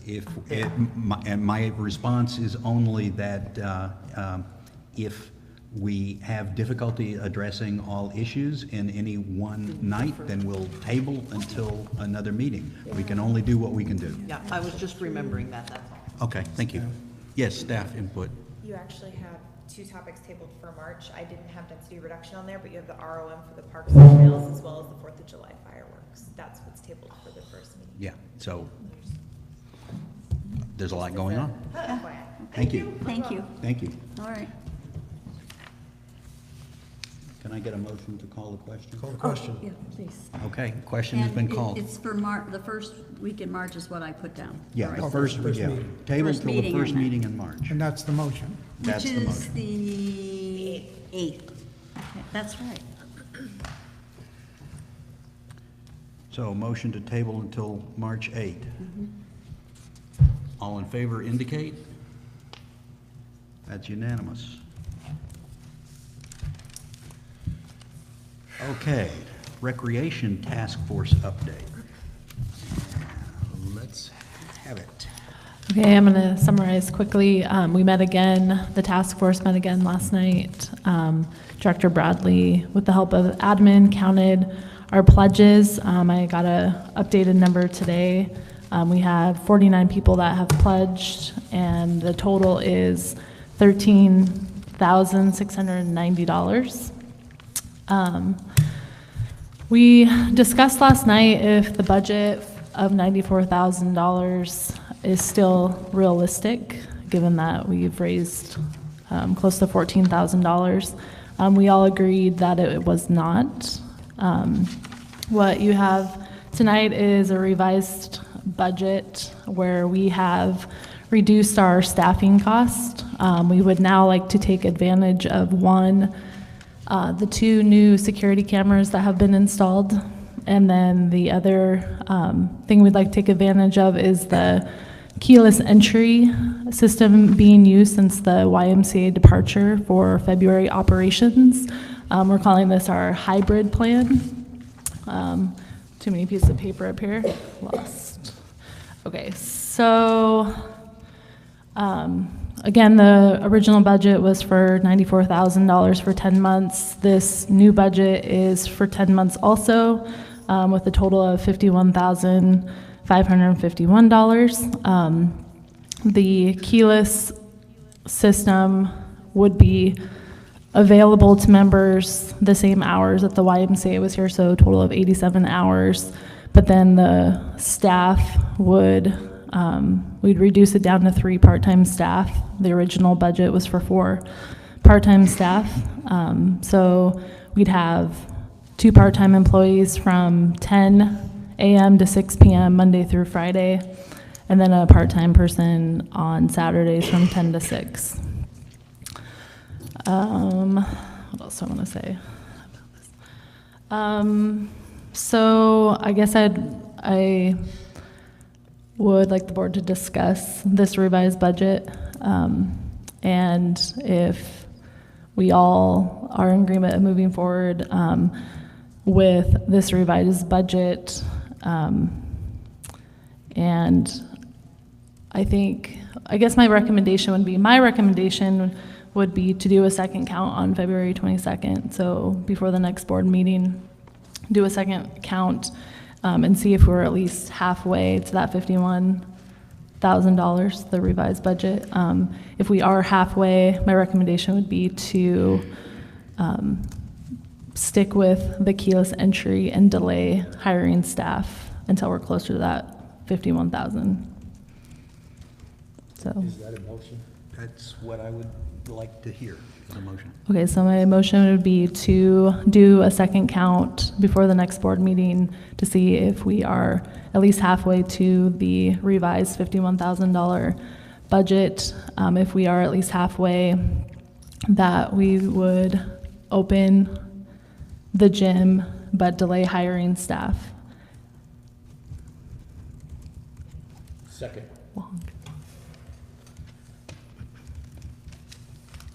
Mr. President, Carol H. Yeah, Carol. I don't know about the, I mean, I think this is good that you've worked on this. This is great. I'm curious to know with the way things are going right now. So we've got, what is the date, the 8th? It's only a week into our process here. 2 weeks. We've been collecting for 2 weeks pledges. I got it. Okay. Pledges. Okay. I'm talking about the opening of the gym. Oh, The okay, actual gotcha. running of the gym. So The bridge the process.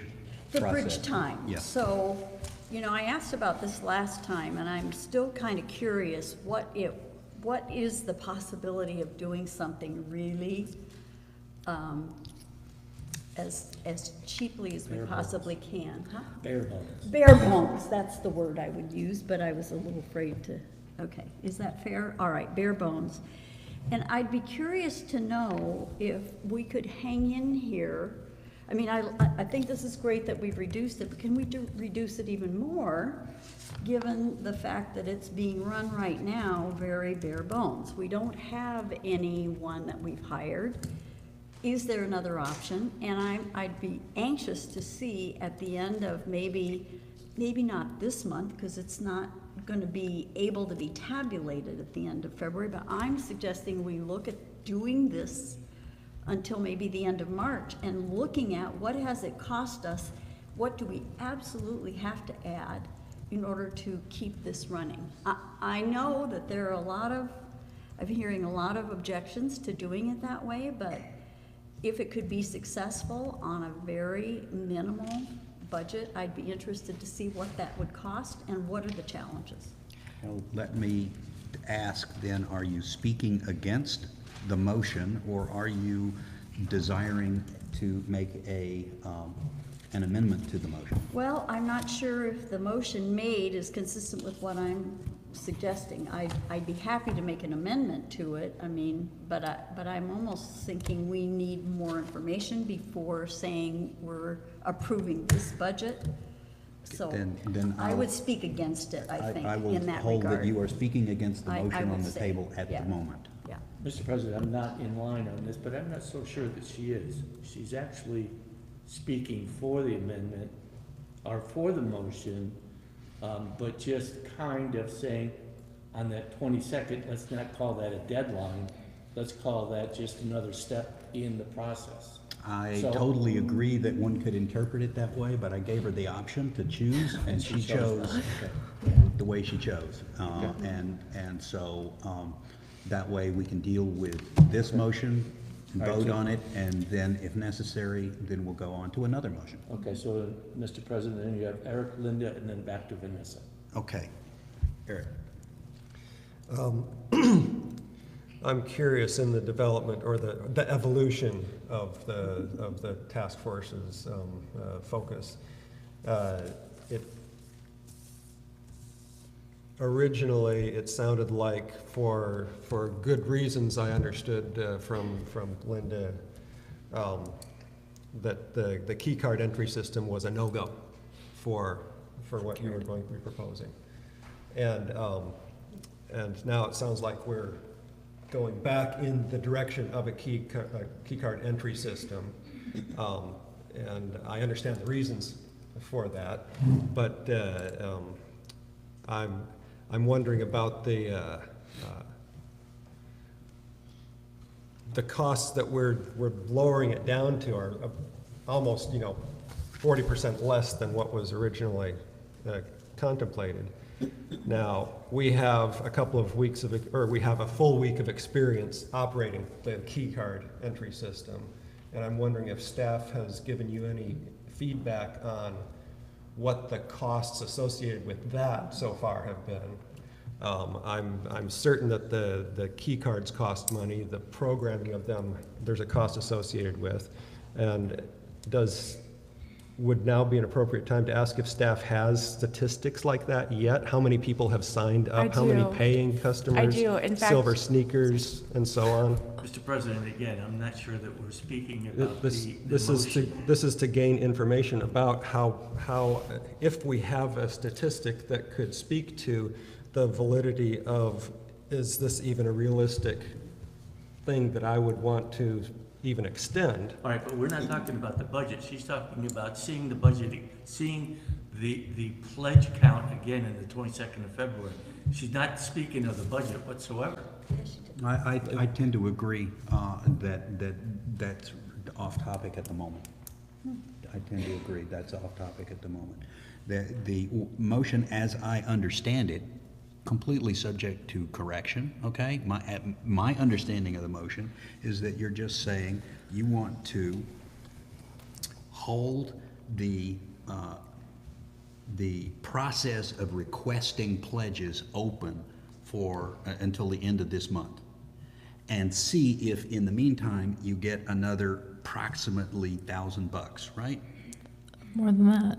Well, okay, So- that's what I heard, okay. but you to get up to about half of your operating Right. operating estimate, and then if you get half, then go forward using this number. Okay, so. And delay staff, hiring of But staff. that's that would be a decision to be made at that time. That's not a decision that we are making today. The only decision we're making today is, do we want to keep open the reservation process until the end of the month? We ask for that. Ashley, I think we need to have Ashley read the motion, because it's included a budget, I thought. Okay, yeah, like I say, subject to correction.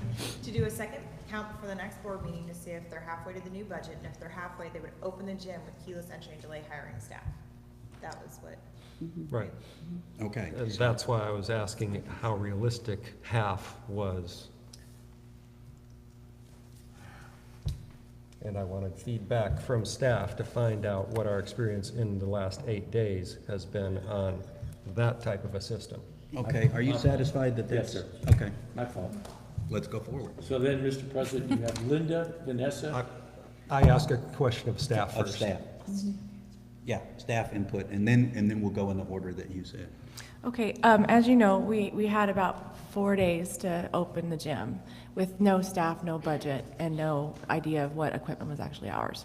So they really stepped up and made it happen, but it took a pretty Herculean effort on the part of maintenance and security and admin, because we have processed over 40 access cards, which cost $8 a piece. So that's an important piece, because the majority of people that have joined the gym are Silver Sneakers. So at this point, we're not partnered with them and we're not receiving any revenue. So we are doing that so that we can keep them as members. They don't go elsewhere. So if the gym opens, that we're able to maintain their loyalty and their membership. However, given the fact that they are costing us $8 a piece to join the gym, as well as the additional effort by staff, which is probably not sustainable. I mean, everybody's pitching in hardcore because it's only a month. However, in the long term, it's not sustainable. Because, I mean, it did go off really smoothly. However, Lots of hiccups, alarms getting set off, not quite, entrance people not knowing where to go in and go out because they have old habits. And so, I mean, it was a kind of a revolving door of little things that we, hiccups that we made go away and haven't happened again. And additionally, we are subsidizing the income of the person that runs the cafe because she's the one keeping an eye on things and she's the one washing towels. So that's a cost to us as well. So even though we're not officially staffed, it's a loss for this month. Do you have an idea of what a lot is? A loss is what I said. No, I don't have those actual numbers, but I do know. We calculated how much income we brought in, which is roughly about $700, and the loss just by key cards alone, not counting staff time, has been more than half of that. Thanks. In light of that, I would support the motion with an amendment. I didn't mean to interrupt. I actually have hard numbers that Andrea provided. We have 28 members that are non-paying, so the Silver Sneakers and Silver Fit, there's 28 of them. 18 have paid, which is $720. 39 cards issues, which was a cost of $312 to us. And that was from yesterday. That's from yesterday. So That's from yesterday, and that, I didn't hear, that does not include what has been paid to Ken's staff? No, that does not include the $1,200 that is being paid to Ken's staff, and that's a lump sum for the month. That does not include the installation of the cameras or the reactivation of the keyless entry.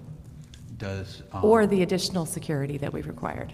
I heard a rumor, maybe you can clarify, that towels were purchased. Towels were purchased, disinfectant was purchased, trash cans, recycling bins, things that the YMCA took with them were also purchased.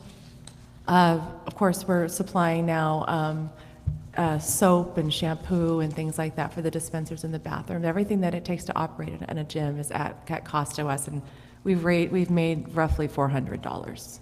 And I suppose that a good amount of those might be one-time costs, but a good chunk of those are going to be ongoing costs. A lot of it is consumable product. The towels, we probably won't have to replace for a long time, but of course laundry detergent and everything else. Those are not high cost. Those are very minimal. Now, are the cards, earlier you guys were discussing, before the board meeting started, there was an offline discussion about churn amongst membership. And so is there an expectation that membership cards will basically have to be constantly purchased for this membership churn as members decide to quit? They're not New members come reusable. on? I'm sorry? They're not reusable. They're not reusable? No. So that Because they are their picture gets printed on the card, so it's not reusable. We did talk about ways to do that, to maybe just print the plastic picture of a person and stick it on the card and reprogram it. I don't know if that's feasible or not, or if it's worth the $8 to save to do something like that. But at this time, they're not reusable. So I was offering an amendment. Make your amendment. I would support the motion up to the point of the part of the motion that bound us to opening the gym as the task force is suggesting. If they get to half of the $51,000, that's $26,000, which is nearly a quarter of what we understood their needs were this morning. And so my motion would simply remove binding us to opening it if they get to 50%, but allowing them to continue accepting pledges and reconvene at our next board meeting to determine what's feasible. And by then, we should have better numbers. Okay, so I take that as a motion to delete everything after the date of ending the pledge drive, and then refer back for further board consideration what to do. Second. Moved and seconded. Could you actually read that, please? Yeah, we need that. Do you get it? If I understood that correctly. Yeah, remove binding the board from. So Right. what's the remaining, I guess? If you could read what would be remaining if we I think remove it's the that. first part only. It would be Yeah. to conduct a second count before the next next board meeting to see if they're halfway to the new budget, and then that would be it. So if Okay. you remove, and if they're halfway, they would open the gym with cute, so it would remove, and if they are halfway. Right, that was my understanding, is to, you would remove that and you would replace it with, and reconsider the issue, and the board would reconsider the issue at that time. Is that And that's a correct? second. Yes. Yeah, David seconded it. Yes. All right, Mr. President, we had Linda, Vanessa, Carol, and David, but now that we have We have an in amendment, there, we need to speak to the you have to amendment. raise your hand again if you'd like to speak to it, so David so far is the only one. Yeah, it feels like we're making a decision based on an inappropriate or inadequate premise. It feels like the thing that Eric talked about and some of the things that Lisa had mentioned, it seems like there's some numbers that somehow aren't integrated in here, and as a result, this particular, I mean, we're talking about making some decisions based on very squishy, and like Eric said, was 40% below what the original was. This really troubles me, and also the business about, some of the input that Lisa made. I think that's, anyway, that's very So troubling. you're speaking in favor of the motion to amend? Yes, but someplace, I guess this would have to be another motion for reevaluating some of that information that was presented. That's part of the motion to amend. Okay, all right, thank you. Okay? That's all we have, sir. Did you want to speak to the motion to amend? I thought I saw your hand go up. Okay, sure. You don't have to. So my only concern, I don't know if this is speaking to the motion, that's why I'm hesitant. So on the pledge form, it says that they're pledging for opening the gym March 1st through December 31st, so my only concern would be about the timeline. So I guess if we are counting pledges again at the next board meeting, that we would keep the March 1st deadline in mind, because we could lose all pledges if we. No, that was correct. So I would just keep that in mind when we bring up this topic again at the next board meeting. The other thing we've talked about, Lisa said that, we had $400 additional revenue and mentioned all these costs, but those people that have signed up as Silver Sneaker members and paid the $8 for the card, that's already a sunk cost. It's not going to be something additional we need to worry about as part of that $51,000 budget. And then a lot of the costs for soap dispensers, cleaning the gym facility, that's all in the $51,000. So we've taken into account those costs. I know that David said that we haven't included those in the $51,000 budget, but we have. Well, let's, again, in line with the keeping Motion. the topic on topic, the discussion on topic, that comment is more pertinent to the discussion that the board would have the next time the numbers came up in front of it. Because right now, all we're really saying is, do we want to keep asking people to pledge until the end of the month? And it was perfectly appropriate to say, and by the way, we have a deadline. Mr. President, Linda? Linda? I think part of the problem, first of all, I don't know that this 51,000 is a sustainable budget. When Sudden Valley operated it back in 2013, they always had budgets in excess of 100,000. That was with full-time staff and stuff. 94 was really pared down. They pared down some of the utility costs in here, because Mitch has said whether you have it open or shut, Sudden Valley would have to pay those costs. Well, fine, you can, if you want, I can take another, what they had suggested, 25,000 out of there. This is pared down. I think it's about a fourth of the costs that initially were the numbers that were issued by staff for operating the rec center. So I don't know how accurate that is. I think the thing I had said this before it ever opened up, is it muddies the water.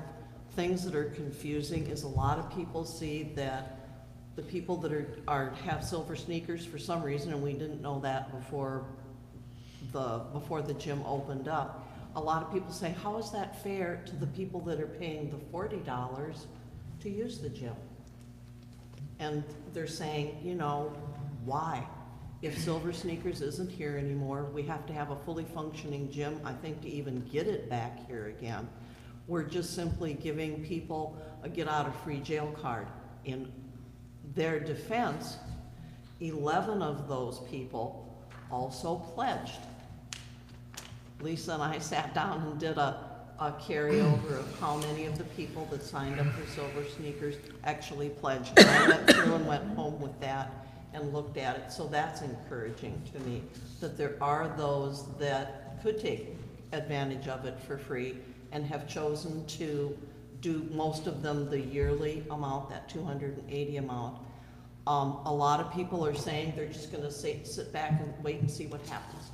So that's hurting us. The last thing is, we've put all this information out there that the 7th was the deadline. How do you go and re-put that out there to everybody of, guess what, we're gonna keep doing this? That's my concern. Okay, so that's a comment to the underlying motion, not to the motion to amend. Just So- for consideration. Well, it's not for consideration Okay, at the I moment. understand, yes, I gotcha. Okay, so are there any other comments on the motion to amend? Okay, so then I'm gonna say, anybody in favor of that, please indicate. 1, 2, 3, that's unanimous. Motion to amend. Okay.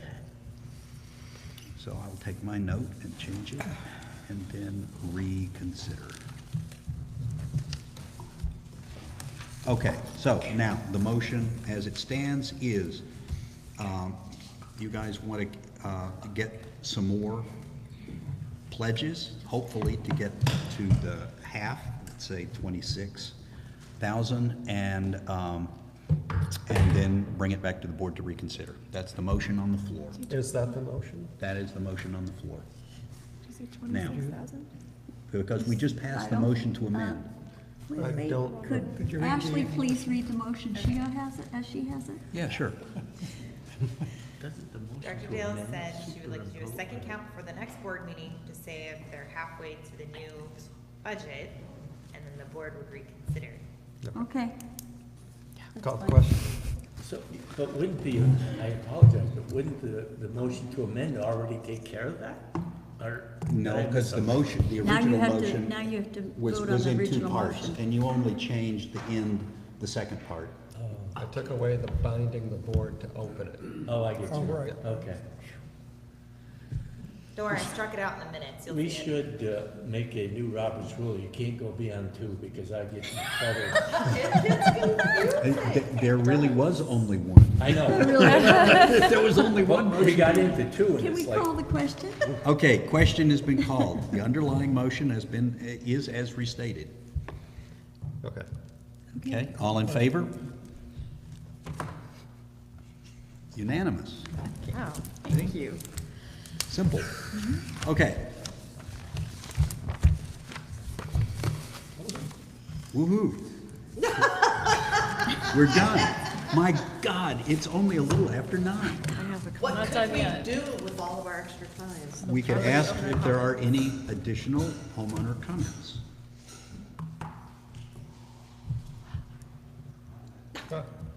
See one in the audience? Is this the time to do it? Just real quick, talking about the same thing, the biggest difference with this whole thing is the factor is labor. And that's determined right now. That's what dropped it down 40%. So that's, until we don't have, there is labor there, but they're not charging. We have a lot of volunteers out here showing up there on their own time. So that's the big difference. Yeah. And when we Understood. determine that, we'll know more. Understood. Thank you. Sure. Any other homeowner comments? Any board comments? Well, there's a staff. Staff input if this is the appropriate time. don't know. Okay, I just had a couple of updates for the board, and I didn't know where to put it, because obviously I don't attend all the board meetings. Is this the appropriate time then? Okay, Might as well use it. Okay, it'll be quick, I promise. Just 3 things. First of all, I'm sure you've noticed the blue signs stating where the YMCA are a mess, because they took the YMCA sign off, and there's all this epoxy and it looks like graffiti. Just an update in case anyone asks you that maintenance is outsourcing, replacing the signs. It's going to be about $500, and we've opted not to ask the YMCA to cover that, since we don't know how those signs got put up. We don't know if the YMCA did it or we did it, so we're just gonna not nickel and dime them. They've been They've been up for many years, yes, right? Okay. Exactly. Yeah. So just that's an update in case someone mentions that. And then many of you know that there was a Tatum Guide rated 12 tree that came up, that maintenance hasn't seen one of those in a really long time. But it was taken, 3 bids were given, one for $10,000, one for $7,000, and one for $2,500. So we were able to get that tree down within 48 hours. So that's gone, and it's the home safe. Where was that? Morning Glory. Morning Glory. Mm-hmm. Okay. And then thirdly, some of you know that we've had some additional need in our administrative department for some help with administrative tasks. Basically just phones and taking payments, just because things are gotten so busy, and we're about to just hit high season with the marina and Areas E and facility rentals and everything else. I've been in contact with a nonprofit organization that staffs temporarily 250 hours on a grant. So these are people that require training, so a lot of them are young folks, some of them are just, displaced housewives or for switching careers, and they have not only administrative people that they can place for us at their cost. They pay all payroll, taxes, L&I. If they get injured on our property, they take care of it, but it's 250 hours for free. And I found out that not only do they have administrative folks, they've got maintenance crews, they've got landscapers. So our seasonal workers coming up this summer could very well be costing us nothing, depending on who they can find and how well they fit. So it's good news, and I met with them this morning. We're going to interview the staff person later to see if she's a good fit. She's a Sudden Valley resident, I'm told. So yeah. So there's, yeah, and that won't cost us a dime. And there is, so we're going to send it over to our attorney to make certain that there isn't any risk on our part, but it's looking really good. So that's all I have. If this works, hallelujah. What's the source of these folks? Northwest Workforce Council. Oh, okay. I brought their memorandum of understanding in case anybody wanted to see it. Do me a favor. Yes. What's the Please, name? please PDF that and send it to the board. Absolutely. What's the name again, Lisa? Northwest Workforce Council. So, That's all I you have. haven't made any decisions yet. You may take on this other staff person if they're a good fit. They're a good fit if our attorney determines that there's no risk on our part. And, yeah, that would be the only caveat, because there's no temp agency, there's no money involved for us. And as I said, they take care of all the liability. Yeah. Even our maintenance guys, if we have a maintenance person from here and they get hurt here, it's their insurance that will cover them. And for temporary labor, this sounds like it could be a good fit, because you're not looking for skilled workers anyway.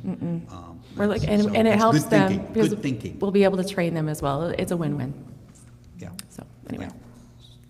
So that's primarily how we're doing that, right? I mean, it's like their internship or something like that. They don't like that word anymore. They don't like, okay. Yeah, but yeah, it's a similar idea. Okay. Yes, ma'am. I just wanted to mention, Jennifer had asked me, and I forgot during our discussion of the disc golf. On page number 19, there is a donation receipt form here, and one of the things I wanted to make sure that Parks and Trails and the Whatcom Disc Golf knows about is that we cannot act as a pass-through for donations. In other words, any donations that would go to Whatcom Disc Golf must go directly to them, not to Sudden Valley. And that's the comment you need to give to Parks and Trails. I understand, I just want to make that comment to the general public as well, so in case they are thinking of a donation, it should not come to us. Okay. Okay, any other homeowner comments? Okay, seeing none, any other board comments? Seeing none, then I move we adjourn. Second. moved and seconded to adjourn. We are adjourning at about 9:20. Mark this date on the calendar.